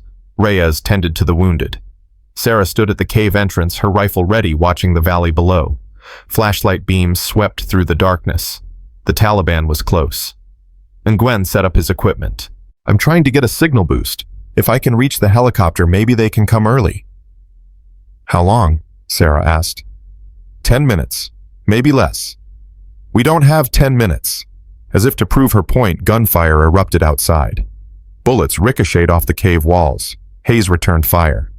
Contact multiple tangos, 50 meters and closing. Sarah joined him. They fired in controlled bursts, trying to conserve ammo. Reyes pulled the hostages deeper into the cave. Stay down, stay quiet. The firefight intensified. More Taliban fighters appeared, flanking their position. Sarah's rifle clicked empty. She dropped the magazine and slammed in a new one. Her last one. We're running out of ammo, Hayes shouted. I know. A grenade landed near the cave entrance. Sarah saw it, dove and kicked it back out. It exploded mid-air, the shockwaves slamming into her. She hit the ground hard, her ears ringing. Hayes pulled her up. You okay? Sarah nodded, even though she wasn't sure. Then Nguyen's voice cut through the chaos. Commander, I got through helicopter is inbound ETA 15 minutes. 15 minutes. Sarah looked at their dwindling ammo. We'll be dead in 5. Clark's voice crackled. Not if I have anything to say about it. From his position on the ridge, Clark opened fire. His rifle cracked rhythmically, each shot finding its target. Taliban fighters dropped one by one, but there were too many. For every one, Clark took down 2 more appeared. Sarah looked at Hayes. We need a miracle. Hayes met her eyes. Or a distraction. Sarah's stomach dropped. Don't. It's the only way. Hayes, get the hostages to the extraction point. I'll hold them off. That's a suicide mission. Hayes smiled, grim, determined. Then I better make it count. Before Sarah could stop him, Hayes grabbed his remaining grenades and charged out of the cave. Hayes, Sarah screamed. But he was gone. Hayes just sacrificed himself. But his sacrifice won't mean anything if Sarah can't get the hostages out. And with 10 minutes until extraction, she's about to face the fight of her life. Explosions rocked the valley. Hayes' grenades detonated one after another, scattering the Taliban fighters. Sarah heard his rifle firing. Then silence. Her chest tightened. Hayes, report. No response. Hayes. Nothing. Reyes grabbed Sarah's arm. Commander, we need to move. Now! Sarah's hands shook. She wanted to go after Hayes, wanted to pull him out, wanted to save him. But she couldn't. Not without losing everyone else. Move out! Sarah said, her voice hollow. They ran from the cave. Reyes leading the hostages, Sarah covering the rear. Behind them, the Taliban regrouped, their shouts echoing through the night. Sarah's comm crackled. Clark's voice tight with pain. Commander, I'm hit. Sarah's heart stopped. How bad? Bad enough. I can still shoot, but I can't move. Hold position. We're coming for you. Negative. Get the hostages out. That's an order. Clark, do it, Commander. Don't let Hayes' sacrifice be for nothing. Sarah's eyes burned. She wanted to scream, wanted to fight, wanted to save them both. but she couldn't. "Roger that," she whispered. She kept running. They reached the extraction point with 5 minutes to spare. The hostages collapsed, gasping, crying, some too exhausted to speak. Sarah stood at the perimeter, her rifle raised, scanning for threats, and Gwen set up a signal flare. "Helicopter is 1 minute out." Reyes checked the hostages. "We're down to 11. 3 died in the ambush. Hayes is gone. Clark's wounded." Sarah's jaw clenched. "Clark's still alive." "For how long?" Sarah didn't answer. The sound of rotor blades filled the air. The helicopter appeared over the ridge, descending fast. "Let's go," Sarah shouted. "Everyone on board." The hostages scrambled toward the helicopter. Reyes helped them inside. Sarah stayed on the ground, providing cover. Taliban fighters appeared on the ridge. Bullets tore through the air. Sarah returned fire, her movements automatic, mechanical. The last hostage boarded. Reyes reached for Sarah. "Commander, let's go." Sarah looked back at the valley. Hayes was out there. Clark was out there. Her brothers. "Commander," Reyes shouted. Sarah turned and climbed aboard. The helicopter lifted off. Below them, the Taliban closed in on their position. Sarah stared down at the battlefield, her chest tight, her hands shaking. They'd saved 11 people, but they'd lost 2, and Sarah would carry that weight for the rest of her life. They made it out. But at what cost? Hayes is dead. Clark's wounded, and Sarah. She's about to return to a base that thinks she's a hero, but she knows the truth. She's not a hero. She's a survivor, and sometimes that's the hardest thing to be. The helicopter touched down at Bagram Air Base at 1300 hours. Medical personnel swarmed the landing zone before the rotors stopped spinning. They pulled the hostages out one by one, triaging injuries, shouting orders, moving with practiced efficiency. Sarah was the last one off. Her legs nearly gave out when her boots hit the tarmac. Reyes caught her arm. "Commander, you need medical attention." "I'm fine." "You're not fine. You took a direct hit to your back plate. You've been running on adrenaline for 12 hours and you're bleeding through your shirt." Sarah pulled her arm away. "Where's Clark?" Reyes's expression darkened. "They're sending a recovery team. But Commander, is he alive or not? We don't know." Sarah's jaw clenched. She started walking toward the operations center. "Commander, where are you going?" "To get Clark." Reyes grabbed her shoulder and spun her around. "You can barely stand. You're not going anywhere except medical. Get your hands off me." "No." Reyes's voice was hard. "Hayes died saving those people. You think he'd want you to throw your life away on a suicide mission?"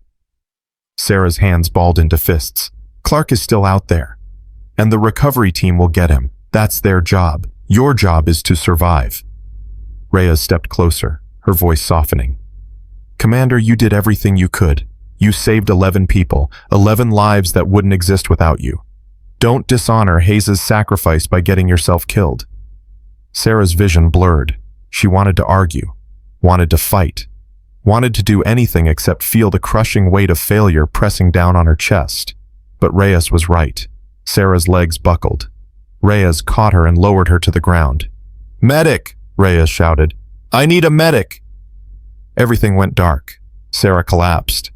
But when she wakes up, she's going to face something worse than any battlefield. She's going to face herself. And the question everyone's asking, was it worth it?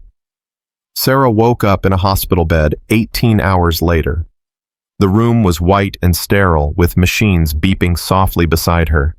Pain radiated through her back with every breath. Nguyen sat in a chair beside her bed, his head in his hands. Sarah's voice came out rough. "Hey!" Nguyen's head snapped up. Relief flooded his face. "Commander, thank God." "What happened?" "You passed out from exhaustion and blood loss. The docs patched you up. Bruised ribs, torn muscles, mild concussion. But you'll live." Nguyen paused. "How are you feeling?" Sarah tried to sit up and immediately regretted it. Pain shot through her spine. "Like I got hit by a truck." "That's about right." Nguyen handed her a cup of water. "The hostages are stable. Most of them anyway. 2 are in critical condition, but the docs think they'll make it." Sarah's throat tightened. "And Clark?" Gwen's face fell. "Recovery team found him 3 hours ago." "Is he?" "He's alive. Barely. Took 2 rounds to the chest. Lost a lot of blood. They airlifted him to Germany for surgery. Gwen's voice cracked. But he's fighting Commander. He's still fighting. Sarah closed her eyes. And Hayes. Silence. Sarah opened her eyes. Gwen was staring at the floor. His body was recovered this morning, Gwen said quietly. 17 confirmed kills around his position. He held them off for 8 minutes. 8 minutes against 30 fighters. His voice broke. He died the way he lived. A damn hero. Sarah's chest felt like it was caving in. It should have been me. Don't say that. It's true. I'm the commander. You should have died alongside him. Then we'd all be dead. Those 11 hostages would be dead. Clark would be dead. Gwen leaned forward. Commander Hayes made a choice. He knew what he was doing, and he did it because he believed in the mission. Believed in you. Sarah's hands shook. I left him behind. You followed his orders. There's a difference. Not to me. Gwen didn't have an answer for that. Sarah's drowning in guilt, but guilt won't bring Hayes back. And it won't save Clark. The only thing that will, facing the people she left behind in San Diego. Starting with the 6 women who trusted her. 2 days later, Sarah was cleared to fly. She boarded a transport plane back to San Diego, her body still aching, her mind still reeling. Reyes sat beside her. You ready for this? No. Good answer. Reyes handed her a folder. Hawthorne wants a full debrief when we land. The Pentagon's asking questions, so is the media. Sarah frowned. The media? Someone leaked the story. Navy SEAL commander rescues hostages in Afghanistan. It's all over the news. You're being called a hero.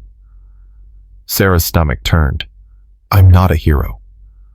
Tell that to the 11 people who are alive because of you.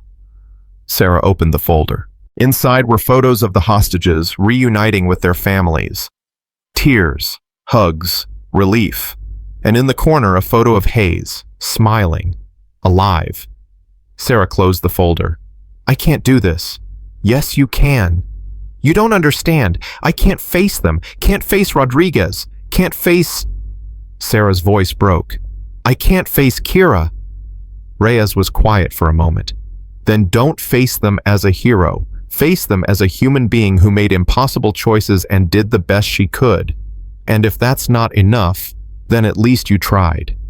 Sarah's about to land in San Diego, but the base isn't ready for what she's become. And when she walks through those gates, everything she built before she left, it's about to be tested like never before. The plane touched down at Naval Air Station North Island at 0800 hours. Sarah stepped off her duffel bag slung over her shoulder, her body screaming in protest with every step. Rodriguez was waiting on the tarmac. He didn't say anything. He just walked up to her, wrapped her in a bear hug, and held on tight. Sarah's defenses crumbled. She buried her face in his shoulder and let herself cry. I'm sorry, she whispered. I'm so sorry. Don't, Rodriguez said, his voice thick. Don't apologize for coming back alive. They stood there for a long moment. Then Rodriguez pulled back and looked at her. Hayes, he asked quietly. Gone. Rodriguez closed his eyes. Damn it. Clark's in Germany, critical condition. He'll make it. He's too stubborn to die. Rodriguez studied Sarah's face. What about you? You okay? No. Didn't think so. Rodriguez picked up her bag. Come on. Let's get you home. They walked toward the parking lot in silence. Then Rodriguez said, Your trainees have been asking about you. Sarah's chest tightened. How much do they know? Enough to know you went on a mission, not enough to know what happened. Rodriguez glanced at her. Kira's been asking every day. She's worried about you. She shouldn't be. Too late for that. They reached Rodriguez's truck. Sarah climbed in every movement, sending fresh waves of pain through her body. Rodriguez started the engine. Hawthorne scheduled your debrief for 1400 hours. That gives you 6 hours to rest. I'm not resting. Sarah, I need to see them, the trainees. Sarah's voice cracked. I need to finish what I started. Rodriguez sighed. You're going to work yourself to death, you know that. Maybe, but at least I'll die doing something that matters. Sarah's about to face Kira, but Kira's not the same woman she left behind.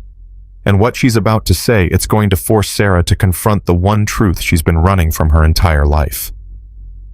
Sarah walked into the training facility at 0900 hours. The 6 women were running drills, push-ups, sit-ups, sprints. They didn't see her at first. Mara was the one who noticed.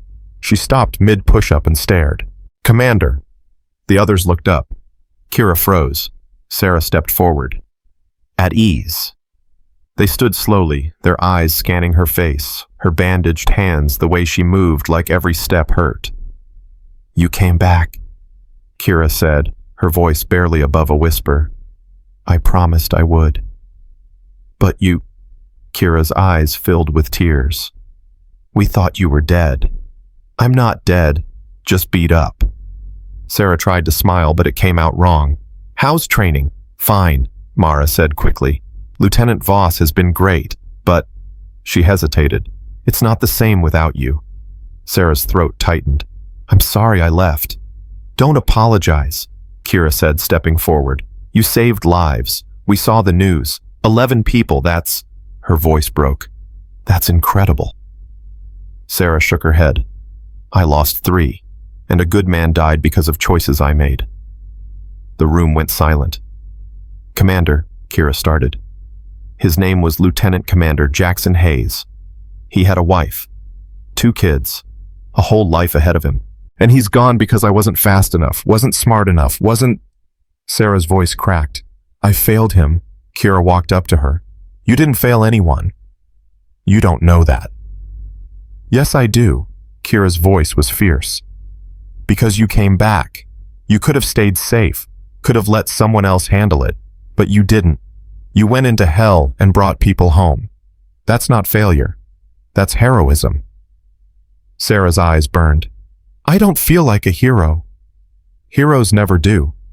Kira reached out and took Sarah's hand. "But that doesn't make it any less true." Sarah looked at the 6 women standing before her. They were stronger than when she'd left, more confident, more capable. And they were looking at her like she was worth believing in. "I'm sorry I doubted you," Sarah said quietly. "Before I left, I thought I couldn't do this. Thought I wasn't ready to lead you. But I was wrong." "You weren't wrong," Kira said. "You were scared." "There's a difference." Sarah almost smiled. Sarah almost... "When did you get so wise?" "I had a good teacher. Sarah's starting to heal. But healing takes time, and the people who need her most. They're about to remind her why she can't give up. Not now. Not ever." Sarah spent the next hour running drills with her trainees. Every movement hurt. Every breath was a struggle. But she pushed through because that's what leaders did. At 1400 hours, she reported to Hawthorne's office. He was waiting with Agent Mallory. "Commander Chen," Hawthorne said, "sit." Sarah sat her back, screaming in protest. Mallory opened a folder. "We've completed our preliminary assessment of the mission. 11 hostages rescued, 3 casualties, 1 operator KIA, 1 critically wounded." "I'm aware," Sarah said. "The Pentagon considers this a success." Sarah's jaw clenched. "Hayes is dead." "How is that a success?" "Because 14 people would be dead without you," Mallory said evenly. Hayes knew the risks. He made a choice. You can honor that choice or dishonor it, but you can't change it. Sarah looked away. Hawthorne leaned forward. "Commander, I know you're struggling, but you need to understand something. What you did out there, that's what we train for. That's what we sacrifice for.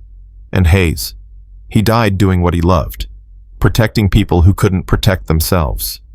That doesn't make it easier. It's not supposed to." Hawthorne's voice softened. "But it should make it bearable." Mallory closed the folder. "The CIA wants to offer you a position. Black Ops. Your own team. Missions like this one." Sarah's head snapped up. "No. Commander." "I said no." Sarah stood. "I'm done running missions. Done losing people. Done pretending I can save everyone." Mallory's expression didn't change. "What will you do instead?" Sarah looked at Hawthorne. "I'm going to train the next generation. Make sure they're ready for what's out there. Make sure they don't make the same mistakes I did. Hawthorne studied her. You're sure? I've never been more sure of anything in my life. Mallory stood. If you change your mind, I won't. He nodded and left. Hawthorne walked to the window. You're making the right choice, Commander. Those women need you. This base needs you. Sarah's chest tightened. I hope I don't let them down. You won't, because you know what it costs to fail. And that knowledge, that's what makes you the right person for this job. Sarah's made her choice, but choices have consequences. And in 3 weeks, something's going to happen that will test everything she's learned. The question is, will she be ready? 3 weeks later, Sarah stood in front of her 6 trainees. They'd completed their Hell Week. All 6 had passed. Congratulations, Sarah said, her voice steady. You've proven you belong here, proven you have what it takes. But this is just the beginning. Kira stepped forward. Commander, can I ask you something? Go ahead. You told us once that fear doesn't make us weak, that it makes us human. But what do we do when the fear doesn't go away? Sarah looked at her, really looked at her, and saw herself 10 years ago. You learn to live with it, Sarah said quietly. You learn that courage isn't the absence of fear. It's moving forward despite it. You learn that some battles are fought in your head, not on the battlefield. And you learn that asking for help isn't weakness, it's survival. Kira's eyes shone. Thank you, Commander. Sarah nodded. Now get out of here. You've earned some rest. The women filed out. Kira was the last to leave. She paused at the door. Commander. Yeah. I'm proud to serve under you. Sarah's throat tightened. The feeling's mutual, Lieutenant. Kira smiled and left. Sarah stood alone in the empty training facility. For the first time in months, she felt something she hadn't felt in a long time. Peace. Sarah's finally found peace. But peace doesn't last. Because in the shadows, something's brewing. And when it erupts, Sarah's going to have to make one final choice. The choice that defines everything. That night, Sarah sat in her quarters staring at Marcus's flag. She'd avoided looking at it since she got back, couldn't bear to face the memories, but tonight she picked it up. I'm sorry, she whispered. I'm sorry I couldn't save Hayes. I'm sorry I keep losing people. I'm sorry I'm not the person you thought I was. She closed her eyes, tears streaming down her face. Then her phone buzzed. A text from Rodriguez. Clark's awake. Doctors say he'll make a full recovery. Sarah's breath caught. She read the message 3 times, her hands shaking. Clark was alive. She typed back, "Thank God." Rodriguez responded immediately. "He wants to talk to you, says he has something to tell you." Sarah frowned. What won't say? But he's insisting it's important. Sarah grabbed her jacket and headed for the door. Clark's alive. But what he's about to tell Sarah, it's going to change everything she thought she knew about the mission. And when she hears it, she'll realize the battle isn't over. It's just beginning. Sarah drove to the hospital and took the elevator to Clark's floor. A nurse directed her to his room. He was sitting up in bed, bandages wrapped around his chest, an IV in his arm. But he was smiling. "Commander," he said, his voice weak. "About time you showed up." Sarah pulled up a chair. "How are you feeling?" "Like I got shot twice, but I'll live." Clark's expression turned serious. "Commander, I need to tell you something. About the mission." Sarah's stomach tightened. "What about it?" "Hayes. His sacrifice. It wasn't random." Clark paused. He knew exactly what he was doing. Before we deployed, he pulled me aside, told me if things went sideways, he'd be the one to hold the line, said it was his turn. Sarah frowned. His turn? He lost his brother in Fallujah. Same situation. Brother sacrificed himself so Hayes could escape. Hayes never forgave himself. He carried that guilt for 15 years. Clark met her eyes. He didn't die because of your choices, Commander. He died because he finally found a way to make peace with his past. Sarah's chest tightened. Why didn't he tell me? Because he knew you'd try to stop him. Clark's voice softened. He respected you, Commander. trusted you, and he wanted you to know that his death wasn't your fault. It was his choice, his redemption. Sarah's eyes burned. I don't know how to live with that. You live by honoring it, by being the leader he believed you were. Sarah wiped her face. Thank you, Clark. He nodded. Now get out of here. You've got trainees to train. Sarah stood. Then she paused at the door. Clark, yeah, don't ever scare me like that again. He grinned. No promises, Commander. Sarah's starting to understand. Hayes didn't die because she failed. He died because he chose to. And that choice, it's going to change how Sarah sees herself, how she leads, how she survives. 1 month later, Sarah stood on the parade grounds with her 6 trainees. They were graduating from the program, moving on to their next assignments. Captain Hawthorne stood at the podium. These 6 women represent the future of our Navy. They've proven themselves against impossible odds, and they've done it under the leadership of one of the finest officers I've ever had the honor of serving with. He turned to Sarah. Commander Chen, would you like to say a few words? Sarah stepped forward. Her hands were steady. Her voice was strong. When I started this program, I didn't think I could do it. I was broken, lost, running from a past I couldn't escape. But these 6 women reminded me of something I'd forgotten. She looked at Kira. They reminded me that strength isn't about never falling. It's about getting back up. That leadership isn't about being perfect. It's about being present. Her voice grew stronger. You're going to face battles I can't prepare you for. You're going to lose people you care about. You're going to make mistakes. But you'll also save lives, change lives, become the warriors you were meant to be. Sarah's eyes swept across the crowd. Rodriguez, Hawthorne, Daniels, Drake. And in the back, Agent Mallory watching silently. Phoenix doesn't die, Sarah said, her voice ringing across the parade grounds. We rise, again and again, no matter how many times the world tries to burn us down. She saluted her trainees. It's been an honor. They saluted back, tears streaming down their faces. Sarah's journey is ending, but her story, it's just beginning.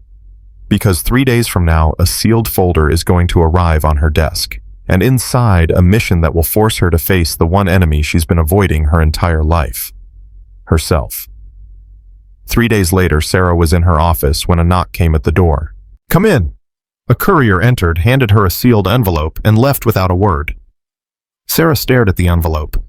No markings, no return address. She opened it. Inside was a single photo. 17 new faces, contractors, trapped in Syria, Taliban closing in. And beneath the photo, 3 words. Phoenix. One more time. Sarah set the photo down and stared at it for a long moment. Then she picked up her phone and dialed. Hawthorne answered. Commander, I need to talk to you about a mission. I'm listening. Sarah looked at the photo again, at the faces of people who needed her, who didn't have anyone else. I'm going back, she said. Are you sure? Sarah thought about Hayes, about Marcus, about every person she'd lost and every person she'd saved. I'm sure. Then we'll get your team ready. Sarah hung up and stood. She walked to her locker and pulled out her tactical vest, her rifle, Marcus's flag. She held the flag against her chest one more time. I'm not running anymore, she whispered. I'm fighting. For them. For you. For everyone who can't fight for themselves. She folded the flag, placed it carefully in her locker, and closed the door. Then Commander Sarah Chen, the woman they'd mocked, the warrior they'd underestimated, the leader who'd risen from the ashes, walked out into the sunlight, ready to face whatever came next. Because Phoenix doesn't die. Phoenix rises, and this time she wasn't rising alone.